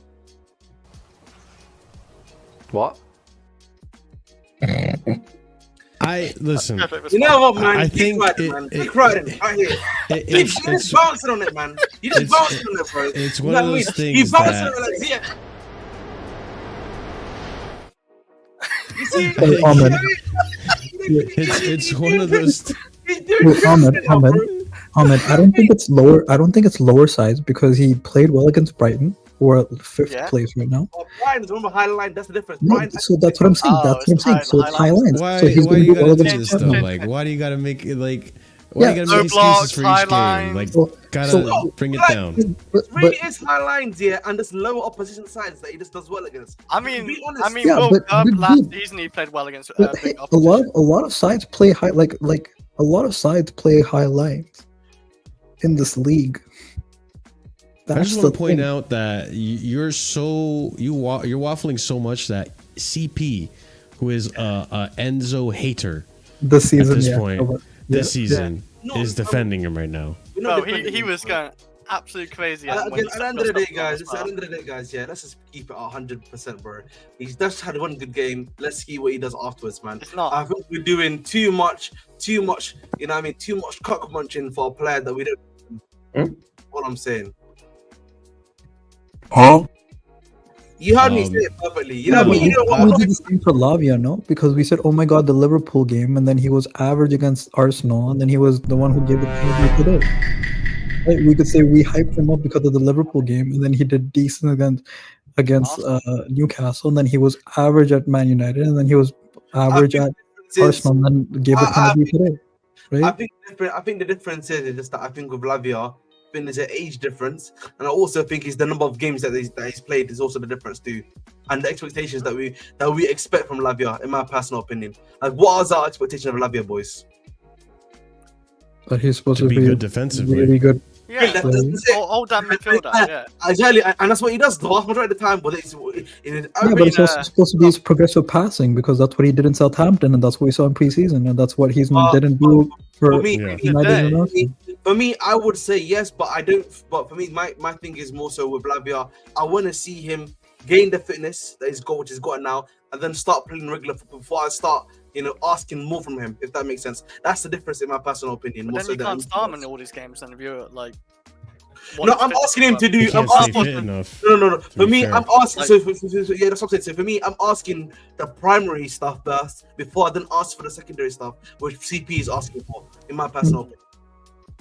I mean, I have nothing against all three of these midfield. I think we got a good round of midfielders. Like Lavia, I would agree.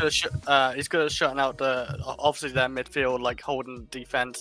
Caicedo can do a bit of everything, pass it, go up and down, and obviously Enzo's more of the flair, the luxury player who can just get assists and the odd goal or so, of course. But yeah, I just really like the three midfielders we have. I don't really want to pin them against each other because I'd rather just keep all three, to be honest. I don't care. Especially against Spurs, I want Enzo to play. I need him to play. Inject that into my veins. You're talking about high line, over the top through balls to Pedro Neto and Nico Jackson.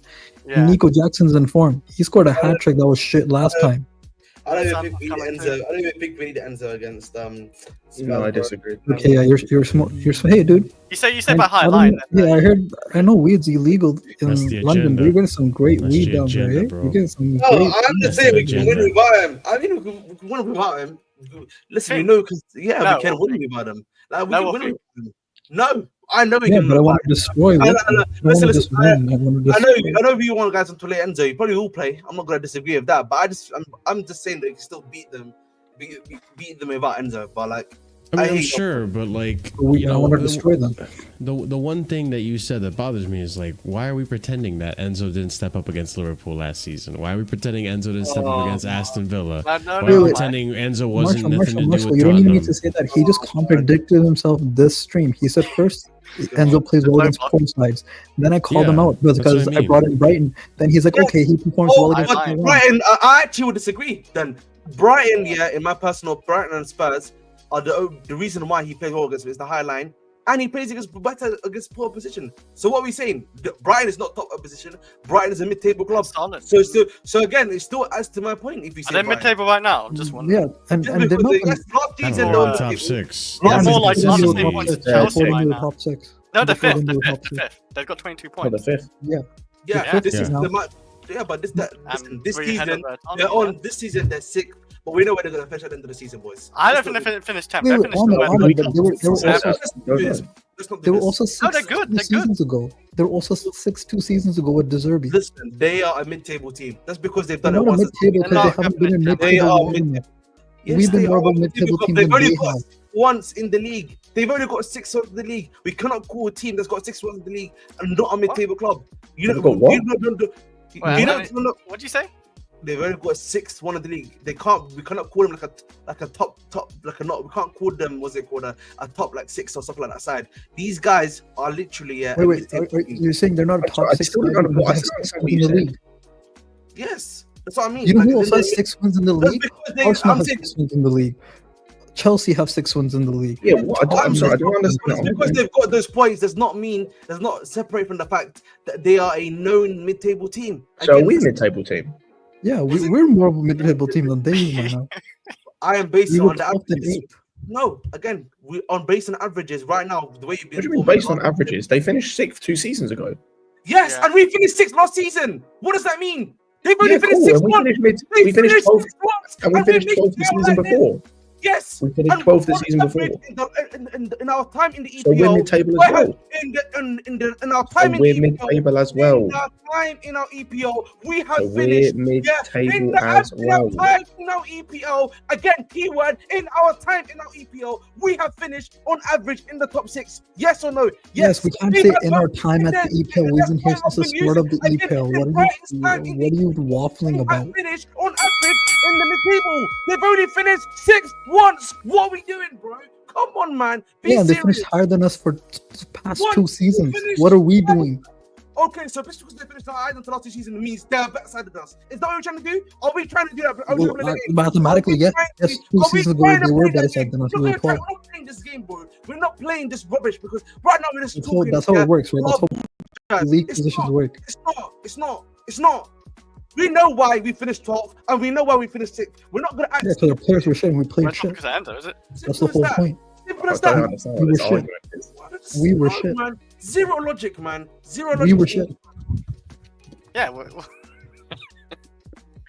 But Marshall, Brighton, Marshall, my Marshall, point, my Marshall, point, I think the point overall with this though is like, let's also not disrespect Brighton. Like Brighton are a And decent Marshall, side. you know what the funny thing is? You know what the funny We thing is? tried to Give argue. respect. You know who was also mid-table? You know who also was mid-table 2 seasons ago? Villa. And then Villa, they became yeah. 4th place. You know who was And, also Ben- mid-table this and season? Enzo Now? had a man of the Newcastle. match performance against them last Newcastle season. Villa- mid-table. And then they Villa came have 4th. back-to-back. Villa have gone back-to-back. They finished 4th. The season They were in before the that- relegation zone. No, we're not doing this. They were in the They were- relegation. They They have were finished in the with relegation. Villa last season They were in the finished fourth, relegation zone. and then the They were previous in the relegation the zone. previous season. Look at him waffle. This Previous is true. season, where did they finish before they finished 4th?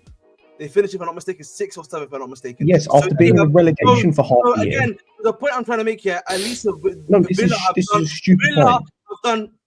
have proven themselves at least back to back. Brighton will have proven What the themselves. fuck are you talking about? What are you doing about? What are we doing?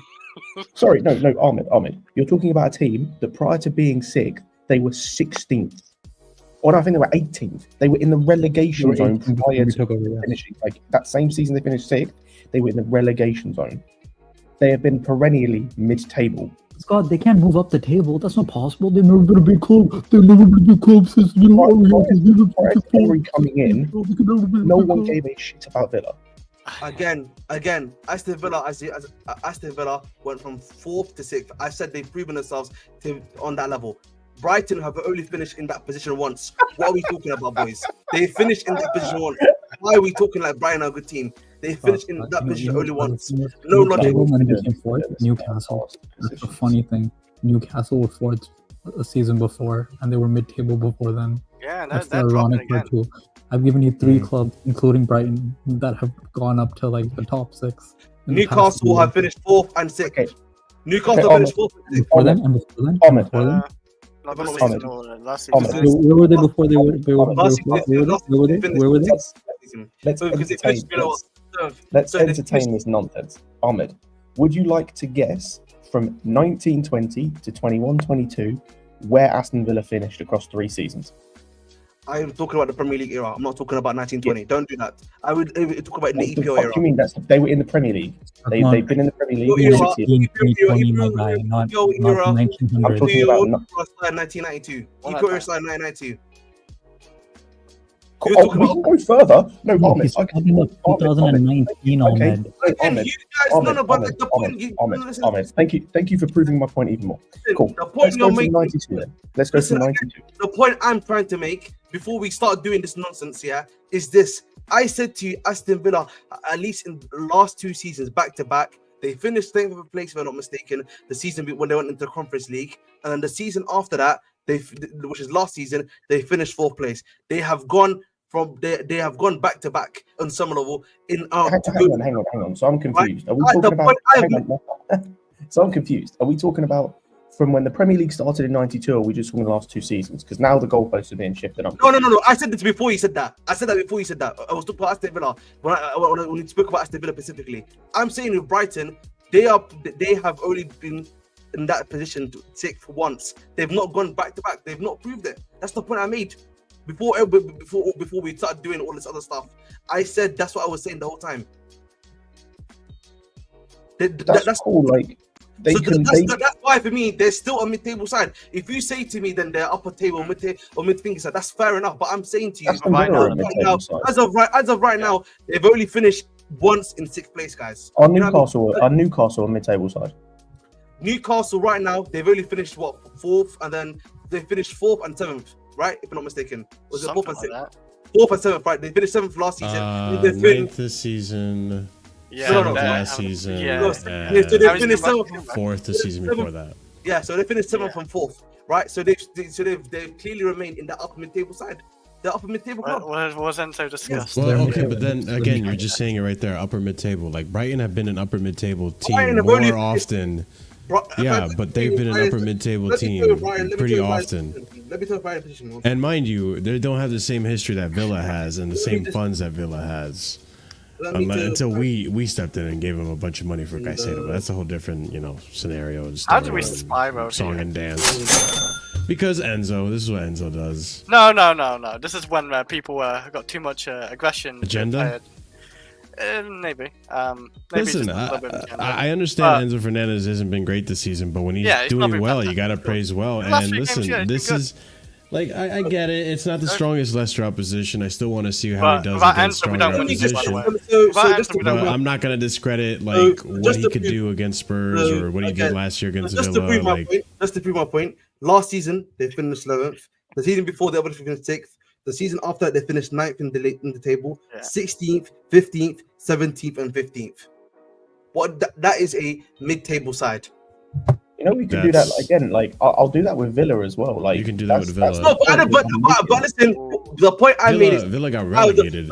The point I would say to you is that yes, okay, that's fair enough. But at least over the last 2 seasons, they have kind of proven themselves. They can be. That's 2 seasons. But listen, once I would say once is like what's the word I'm looking for? Once is down to chance. Twice is what's it called? No, it's down to their manager. Without Emery, they're fucked. They're not. They're not. It's 100% Emery. But listen, as of right now, they've proven themselves back to back. Therefore, they're upper mid-table side, in my opinion. Simple as that. Who do you reckon finished higher this season? Are United a mid-table team? Nonsense. Because I feel like United have spent more time outside of the top 4 in recent years than. Oh yeah, they're mid. They've finished 8th. I know United finished what? How many times have they finished 8th? I think twice. Twice. Right? But 8th has been the worst position in this, right? Because they finished the worst. Yeah, 8th last year. Yeah. They have finished top 4 with Ten Hag though. I know they have. Yeah. The first year, I'm really maybe. taking a piss. Fucking A, dude. They've been so in and out of top 4 for the last decade. It's insane. Yeah, it's crazy. Jesus Christ! Talk about have a good start club. of a new manager, right? And then my God, and then they get out of top 4 again. But like the point, I think where I disagree with what you said, right, is really like I'm not gonna sit here and pretend that Enzo can only perform against lower league opposition. Like, no, that's not true. Yeah, he can perform more consistently in lower league opposition when he has more room and he's not being pressed as much and he has space to make those passes and dictate the tempo of the game. It's a little harder when he's up against like maybe an Arsenal or a Liverpool side that even against Liverpool, he did pretty decent when he came on. He did decent against Liverpool in the first match of last season. Like there's a good player there. I kind of think that him getting benched for Lavia kind of sparked something in him. Yeah, maybe. Because he's been playing better since he was taken out of the team and now brought back. And again, this goes back to the competition. Because even today, like when Lavia came on, mind you, he didn't get that many minutes. Like today when Lavia came on, I wasn't like taken away. It was like, okay, Lavia, I feel your presence on that pitch. I think the thing is like it's game states, right? And I think that's ultimately like why I agree with Ahmed in a sense, right, with the whole Enzo thing of like I'm not going to go over the top with him because at the end of the day he is Leicester and they were terrible. Like they were awful. He did the same thing last year against what was that club that got relegated? Where Barkley was playing. Luton. Wait, he's played Luton. Oh, Luton. Yeah. Thank you. Yeah, like Luton game where he had a brilliant performance too. He was man of the match in that game. The thing with Enzo is I think he works in certain games against certain teams, and it all depends. It's like matchups, and the same with Lavia. Like with Lavia coming on, the game state was different. Like you could see that we were slowing the game down, taking the sting out of the game. We weren't really looking to go for the kill. So, like it was a lot. And he's obviously he came in for Caicedo and he was playing the like 6-year-olds. He's not going to have as much of an impact. And he came on for like what was it? I don't even know how long it was. Like 20, not even 20 minutes. It was like 15 minutes, I think, something like that. Yeah, I'll look it up right now. So he's obviously not got a lot of time. And as I said, the thing with Enzo is like even in the games he came on and he was good, I'm not going to look too far into it because those were again game states where we were pushing for a goal. We were kind of just going not all out, but we were obviously trying to attack more. So he has less defensive responsibilities. He can do a bit more. 81st minute, Lavia came on.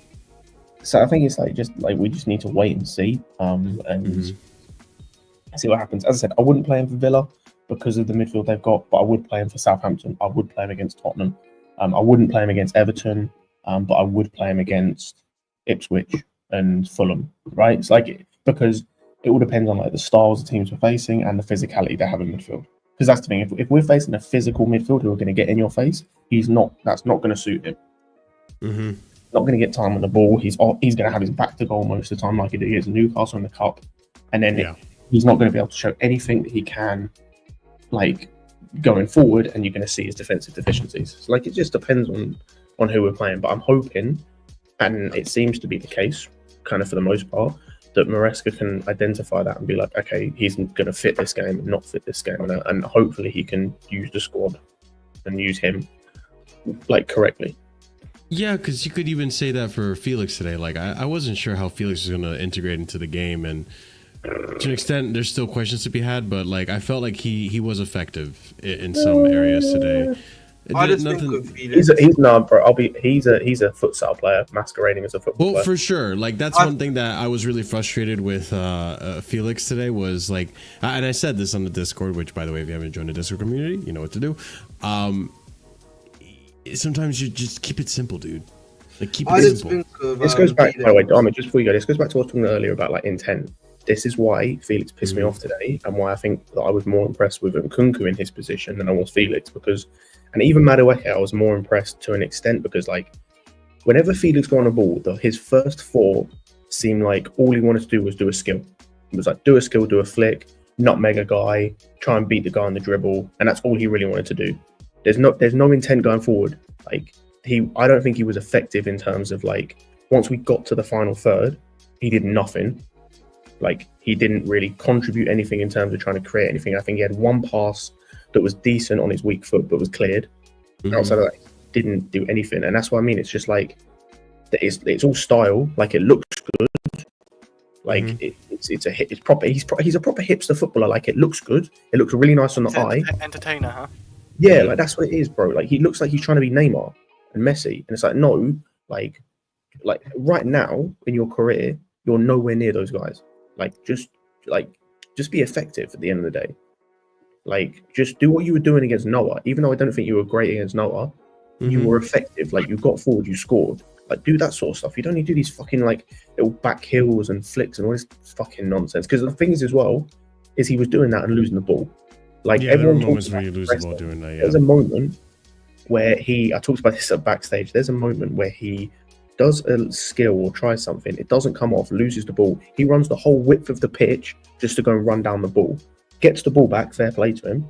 But then he's so tired that he just passes it back to the defense, and he just walks because he's so tired. Like, where's the difference between that and what Gallagher was doing last season, where he'd pick the ball up, lose it, and then win it back again? Where's the difference? Yeah. And you expect the difference with a player like him, but go ahead, Ahmed. I would just say with Felix, at least we know with Felix there's a plan with him. That's the one thing I could actually say with him. Like, Maresca is trying to play him more on some level against, these type of oppositions, I would assume, and everything like that, and wants to play him with Palmer at the very least. Like, you know, there's something that's probably going to happen, hopefully, touch wood, in terms of performance and everything else. Unlike with Nkunku, sadly, right? Because Nkunku obviously still getting, like, essentially, you know, here nigga minutes, essentially 10 minutes remaining and everything like that. That is pretty much what he's getting. And also, like, you know, you don't really see that much mention of Nkunku in general. Like, again, from Maresca, like, again, you know, the way he's consistently talking about Felix, particularly his last two conferences, it just, for me, I don't think he has a direction for Nkunku. Otherwise, I really thought this game might have been, if, like, obviously Net was out, I could have really seen this game being the game for Nkunku, I'll be honest. You could have put I think the only reason maybe why Nkunku didn't play this game is that maybe Sancho's not 100% ready to start like a 9-minute game, I would assume. I don't know about you guys. I think that's the only logic I could maybe think of. That's why he's not started. I have no idea. I'll be honest. Maybe because for me, the otherwise I would have played obviously Nkunku in Felix's position. I agree with like your opinion, Scott.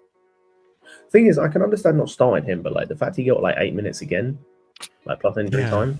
That's why I'm saying, bro. Like, I feel like Maresca has no plan for him, bro. Zero plan for him, bro. Yeah, I don't really understand it because, like, as I said, I thought when he come on as a 10, he was actually decent today. Like, took him a couple minutes to get going, but like you could see he was picking up the ball in nice areas. His hold-up play I thought was good.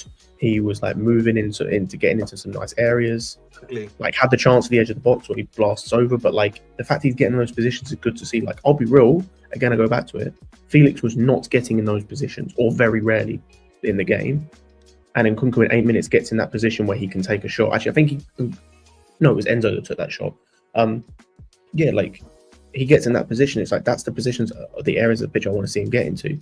See, I just don't really understand what the plan is with Nkunku because, like, I understand Felix starting, but yeah, Nkunku could have come on earlier. So like, I don't know. Yeah, again, I just think Nkunku Nation, he's probably going PhD next summer, bro. It's been real, bro. It's been real. If he does go, I pray it's not Man United. I don't think. I think the reason why the club sold Mount and then obviously Havertz to the. I didn't mind Mount. I just no. The reason I'm talking about is like obviously from a certain perspective, people are like he's a great player. How can we send him to United and stuff like that? Was because I think the club were confident that they would not regret selling them to these really improve them. Exactly, right? I think with like certain players, I think there's going to be obviously like a key realization. We can't sell them to opposition because then it's going to actually strengthen them. Like there's a logical sense to that in my personal opinion. I also think it. Sorry, Marshall, just before you go. I also think it depends because, like, say United came in with like a £70 million offer for Nkunku, then I think they would sell him because then financially it would make sense. But like all we've seen is they're only linked with like a loan deal. Exactly. And that I don't think makes sense for them. Like if they were to come in with a big offer, I think they would sell him because I think that's part of it with like Mount and Havertz. It was like especially like Havertz, I don't think they really wanted to sell him, but they got such a good offer. It was like, we can't really turn this down for him, especially considering like he didn't have that much longer in his contract. Or I think he was on wasn't that he was on a big contract and they wanted to reduce it.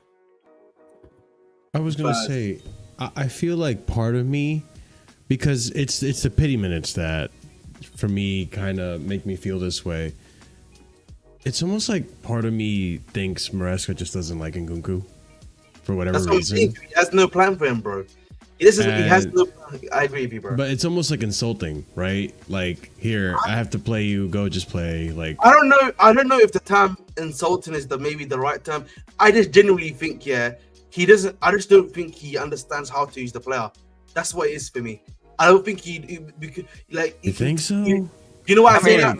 The only reason why I say that is that with every single other player, he's got a plan for them, how he wants to use them, how he wants to play with them. Like I think the vast majority of the guys that he wants. With Nkunku, he doesn't probably rate him as you're saying before, and I just don't. And I also think it's also a bit of like I don't really have a to be able to use it in the way I play. That's what it just comes down to too.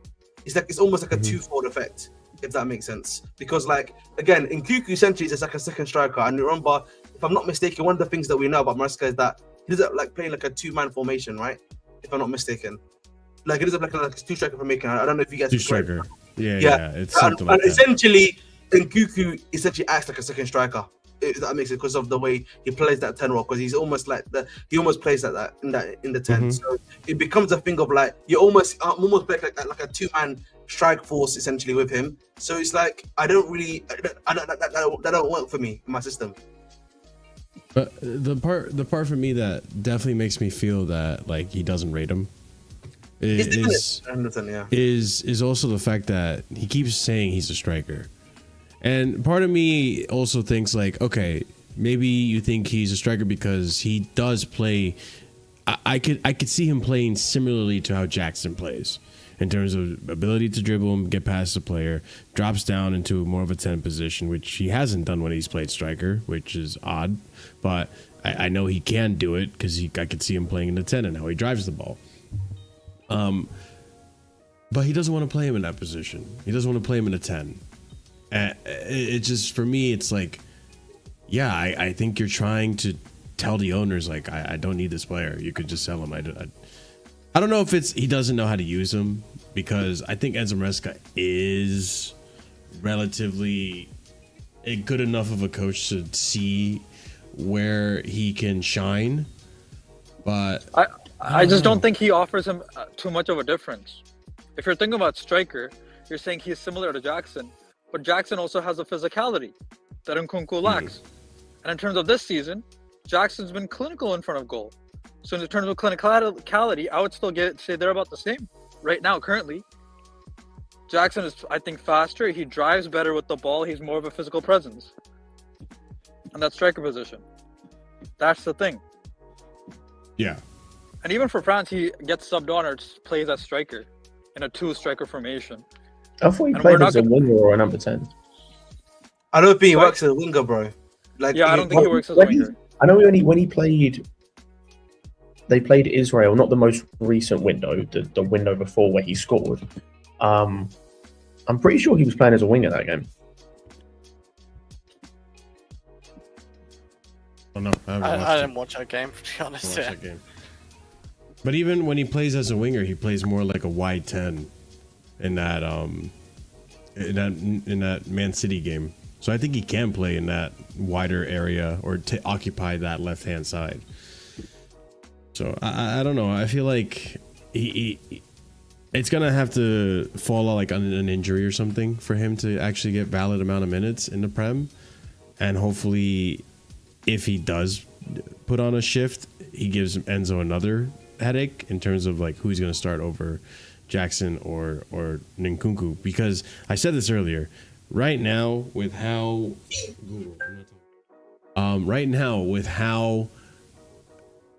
Jackson's playing, he's undroppable right now. Who's undroppable? Sorry, Jackson. Nicholas Jackson, the second best striker in the league. Before yesterday, I would have said no. But I think after today's game. Even before, he scored in Liverpool. I would have said he re-earned his game. I just think the performance against, it was back-to-back, right? United, Arsenal, correct? If I'm not mistaken, guys. Yeah. I feel like both those games back to back. I think it was quite poor in those games. So like, obviously, this was like today's game was going to be like obviously like a third strike for me. And then I was like, maybe if you want to try Nkunku out for a game against whoever is going to be next. I wouldn't have minded necessarily, because like I think from a performance perspective, I hear it still. I hear it in my personal opinion. I disagree personally, by the way, with United and Arsenal. I thought he was good in both games, just didn't get the service. I thought from a performance perspective he was good. It was just like he just didn't get the ball. Fair enough. Yep. And the 2 games before then he scored. Liverpool. Yeah, I agree. Yeah, Liverpool. I think he did well. I think Liverpool was one chance, one goal, right? Exactly. Yeah. Even today, as we saw, like 2 chances, 1 goal. Like, yeah, today was good. That's why I'm not gonna say anything on Jackson. It's like right now, it's seeming like he's more clinical. I mean, Nkunku's had chances that he's missed, right? Like we've seen it already this season. Where with Jackson, like he's not getting many, but when he gets it, like. You almost feel confident he's going to now put it away. Like he's turning that idea that people had about him around, which kudos to him. And that goes back to like what I'm saying with someone like that who's playing so well, and you can clearly see there's chemistry on the pitch and link up play and all that. it's hard to drop him for Nkunku if you consider him that striker. And then if you want to play him on a 10, you got Cole Palmer ahead of you. You got what Maresca considers Felix a 10 ahead of you as well. It's tough for Nkunku. So to answer this question too, TM17, thank you for the $2 super chat. I won't be shocked. It was not really a question; it's a statement, and I wouldn't be shocked either. I won't be shocked to see Nkunku sold in January. I honestly don't think they'll sell him in January.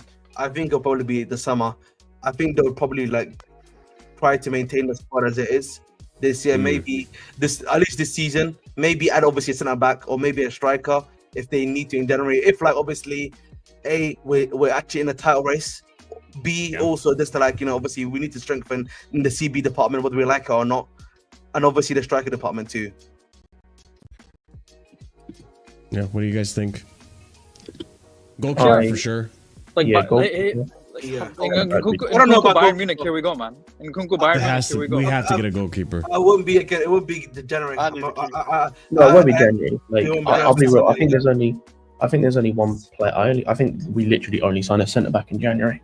I think that's the only player we sign. I think we'll just literally be a centre back, and if push comes to sub. Do you think we need desperately push for a centre back though? Yeah, I think there's one they're trying to really bring in, that Araujo kid. I really feel like they want to probably try to bring that guy. He's a kid. Like, how old is he? I said, oh no, not another kid. Oh, I think it's like 20. Yeah, stuff like that. Like they clearly want that guy, right? So clearly, I know they clearly want that guy. So and maybe they're scared that other competition will come in for him. So they may just like do this thing of like, we'll buy him, you keep him till the end of the season and keep pushing, or they just try to buy him outright to play him. So that's the only one I can think of right now. And like other than that, again, striker, I don't think it'll be Osimhen that we're going for in January. I don't know who it will be. But if they really want a striker and they're like, we need another one to like really help us push on, I could see them bringing in a striker. Those are the only two positions, honestly. And then maybe a bunch of future players for themselves. You know what Chelsea's like, bro. I just, the centre back, I'd just rather wait for summer and see what happens to AC and Ruben Diaz and Laporte or something, because I look at the young centre back we got right now as well, especially like Colwell. I think Colwell is here to be at Chelsea for a good while.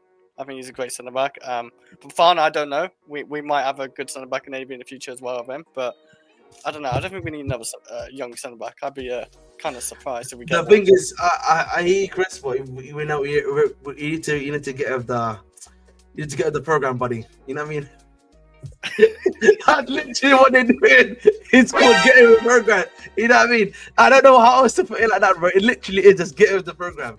I don't know. I just want a 27-year-old centre back instead of like a 21, 22. What are you saying, Chris? Chris is saying he likes his milfs. Jonathan Tah. No, I'm not saying. Man, Ahmed, are you Delap Nation? Are you Delap Nation then? Because that's the. I don't know what nation he is anymore. Honestly, Delap, I would agree with you guys. You know what I mean? I think Delap. By the way, I don't know if you were in CP.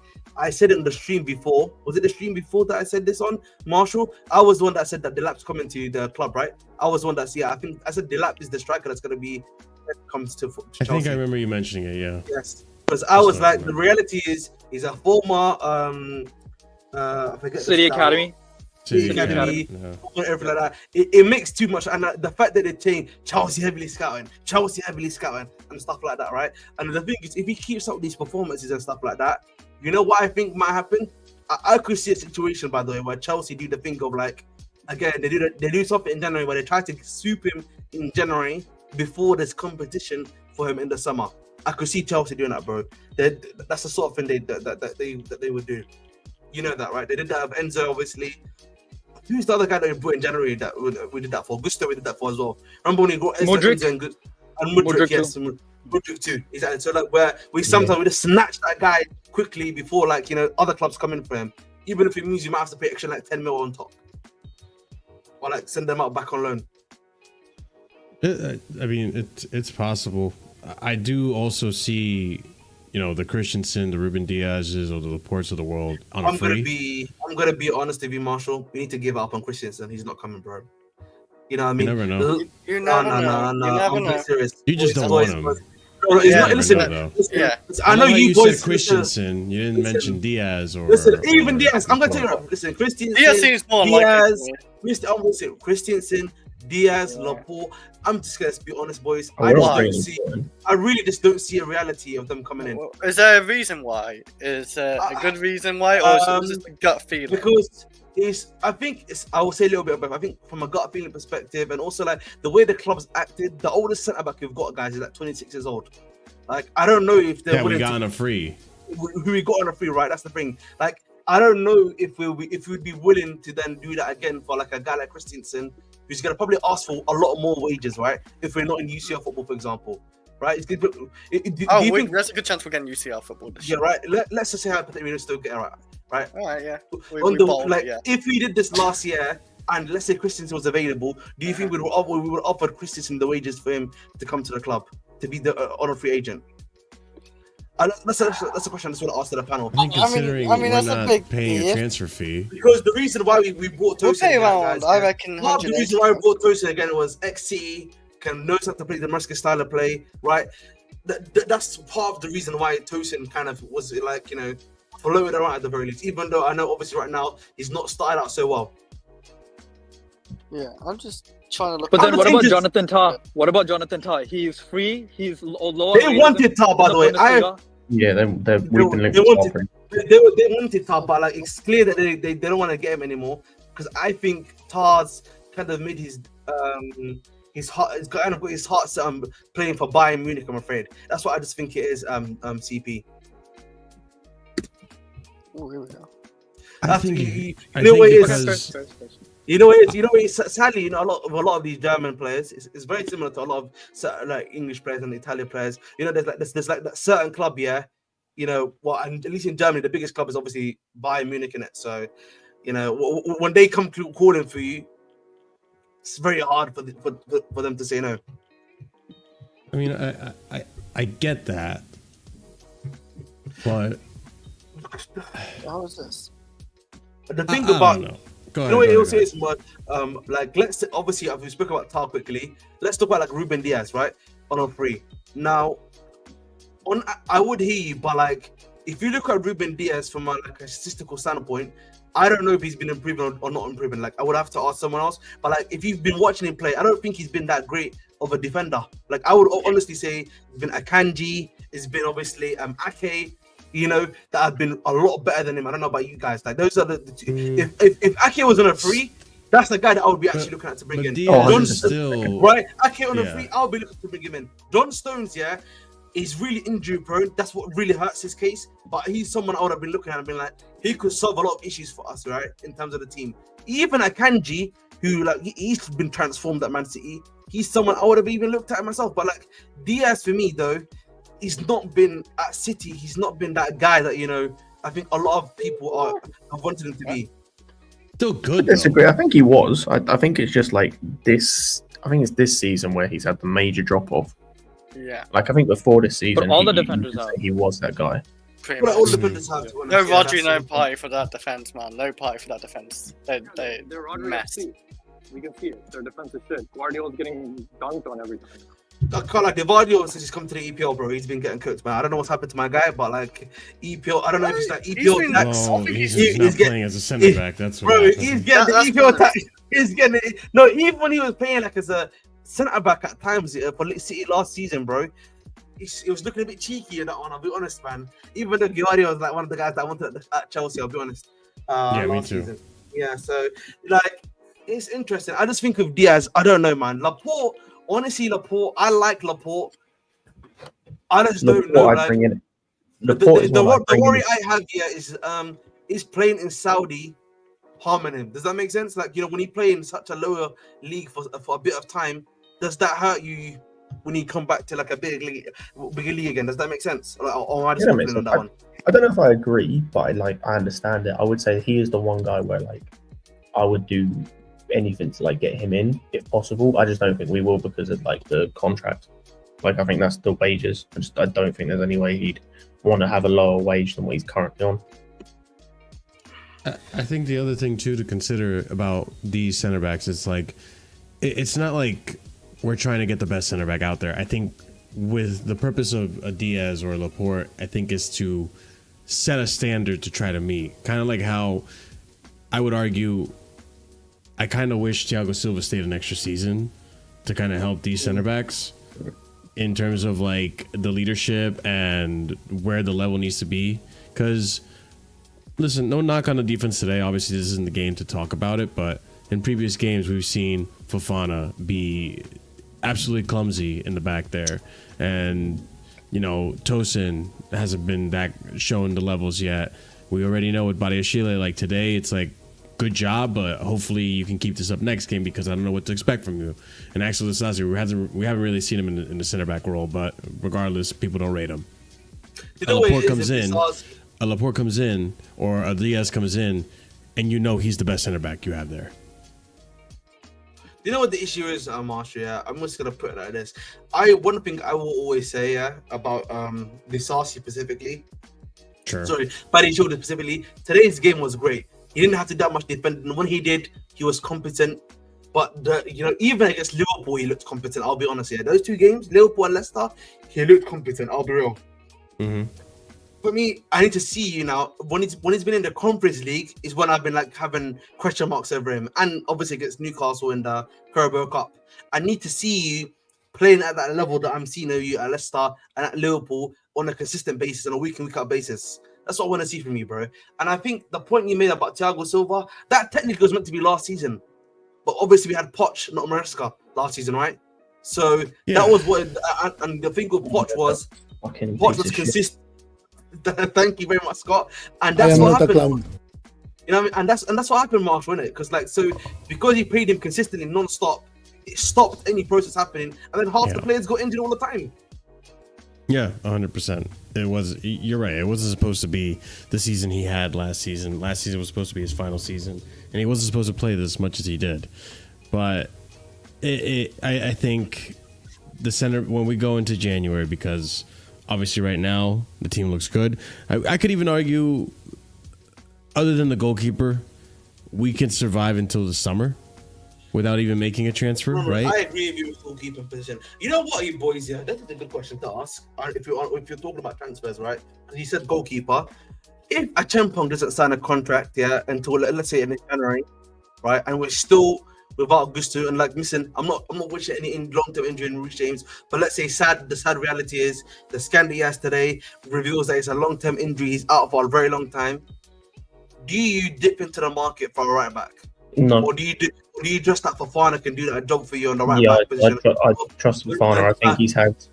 I think he's had now 2.5 games playing at right back, because he had half a game where we made a sub because I think Gusto had to come off. He then had the next game where he played at right back and had today. And I think every time he's played there this season, obviously a very small sample size, he's been good. And I think, as I said earlier, I think it just gives you a bit of a different dynamic and allows you to do a few things differently. It means you get the link up on the right hand side between Palmer and whoever is the right winger. You have the possibility then of getting another 10 in the team, whether that is Felix, whether it is Nkunku, or even if you have Sancho, he can still play the 10 role. He's played there before. I know people have argued it's arguably his best position. I think it just gives you another option as well. And I think we've seen with Cucurella, he has the ability in this team to do every role required of him in that side, whether it's left centre back, inverting into midfield, left wing back, he can do it all. Sorry, Scott, are you referring to best left back in the league, Cucurella? Is that the Cucurella you're referring to? Okay, got it. Thanks. Cucurella, he eats paella, he drinks estrella. What great man. Cheers, Cucurella, man. Help Red cross the ball properly, man. Let me know if you can cross the ball properly, man. Let me know. Tell him to cross the ball properly. Did you not see it today, man? Oh, one cross. Congratulations out of 9. You know what I mean? Listen, man. Tell him, to make sure. Can you tell Cucurella? Tell Cucurella to make sure whenever he takes a first touch whenever he takes a flipping first touch to stop bringing it away from himself. You know what I mean? Can he stop doing that, bro? Please. I know you lost this battle war with Cucurella. You've lost this war. Listen, man. Let me throw him, please, man. Let me throw him. You lost the war with Ajinga. You lost the war with. He fully lost the war. I like Ajinga. I forgot his name already.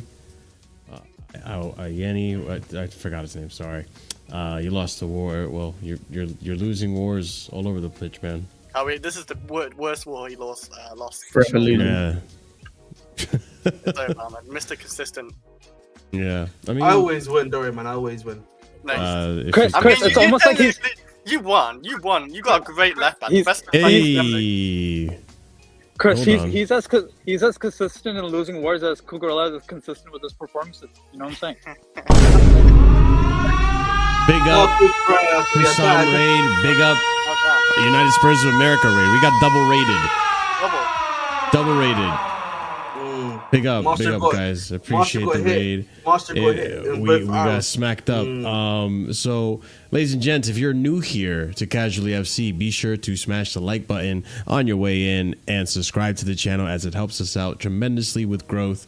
Also, be sure to smash the like and subscribe and all that fun stuff. I'm sorry I got distracted there. But big up Hussam. Thank you so much for the raid, my friend. Hopefully you enjoyed this City defeat and you can take advantage of it for your own sake. I don't want you to, but hey, I mean, at the end of the day, you support Liverpool and I support Chelsea. And we're going to be right there, right behind you, man. So, hey, pause. Keep your eye on the prize. But right behind you and pause. Yeah. Right behind you, but pause. We're a few inches behind, though.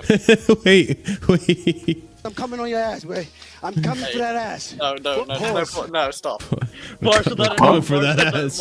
We're coming for that Liverpool ass. Pause.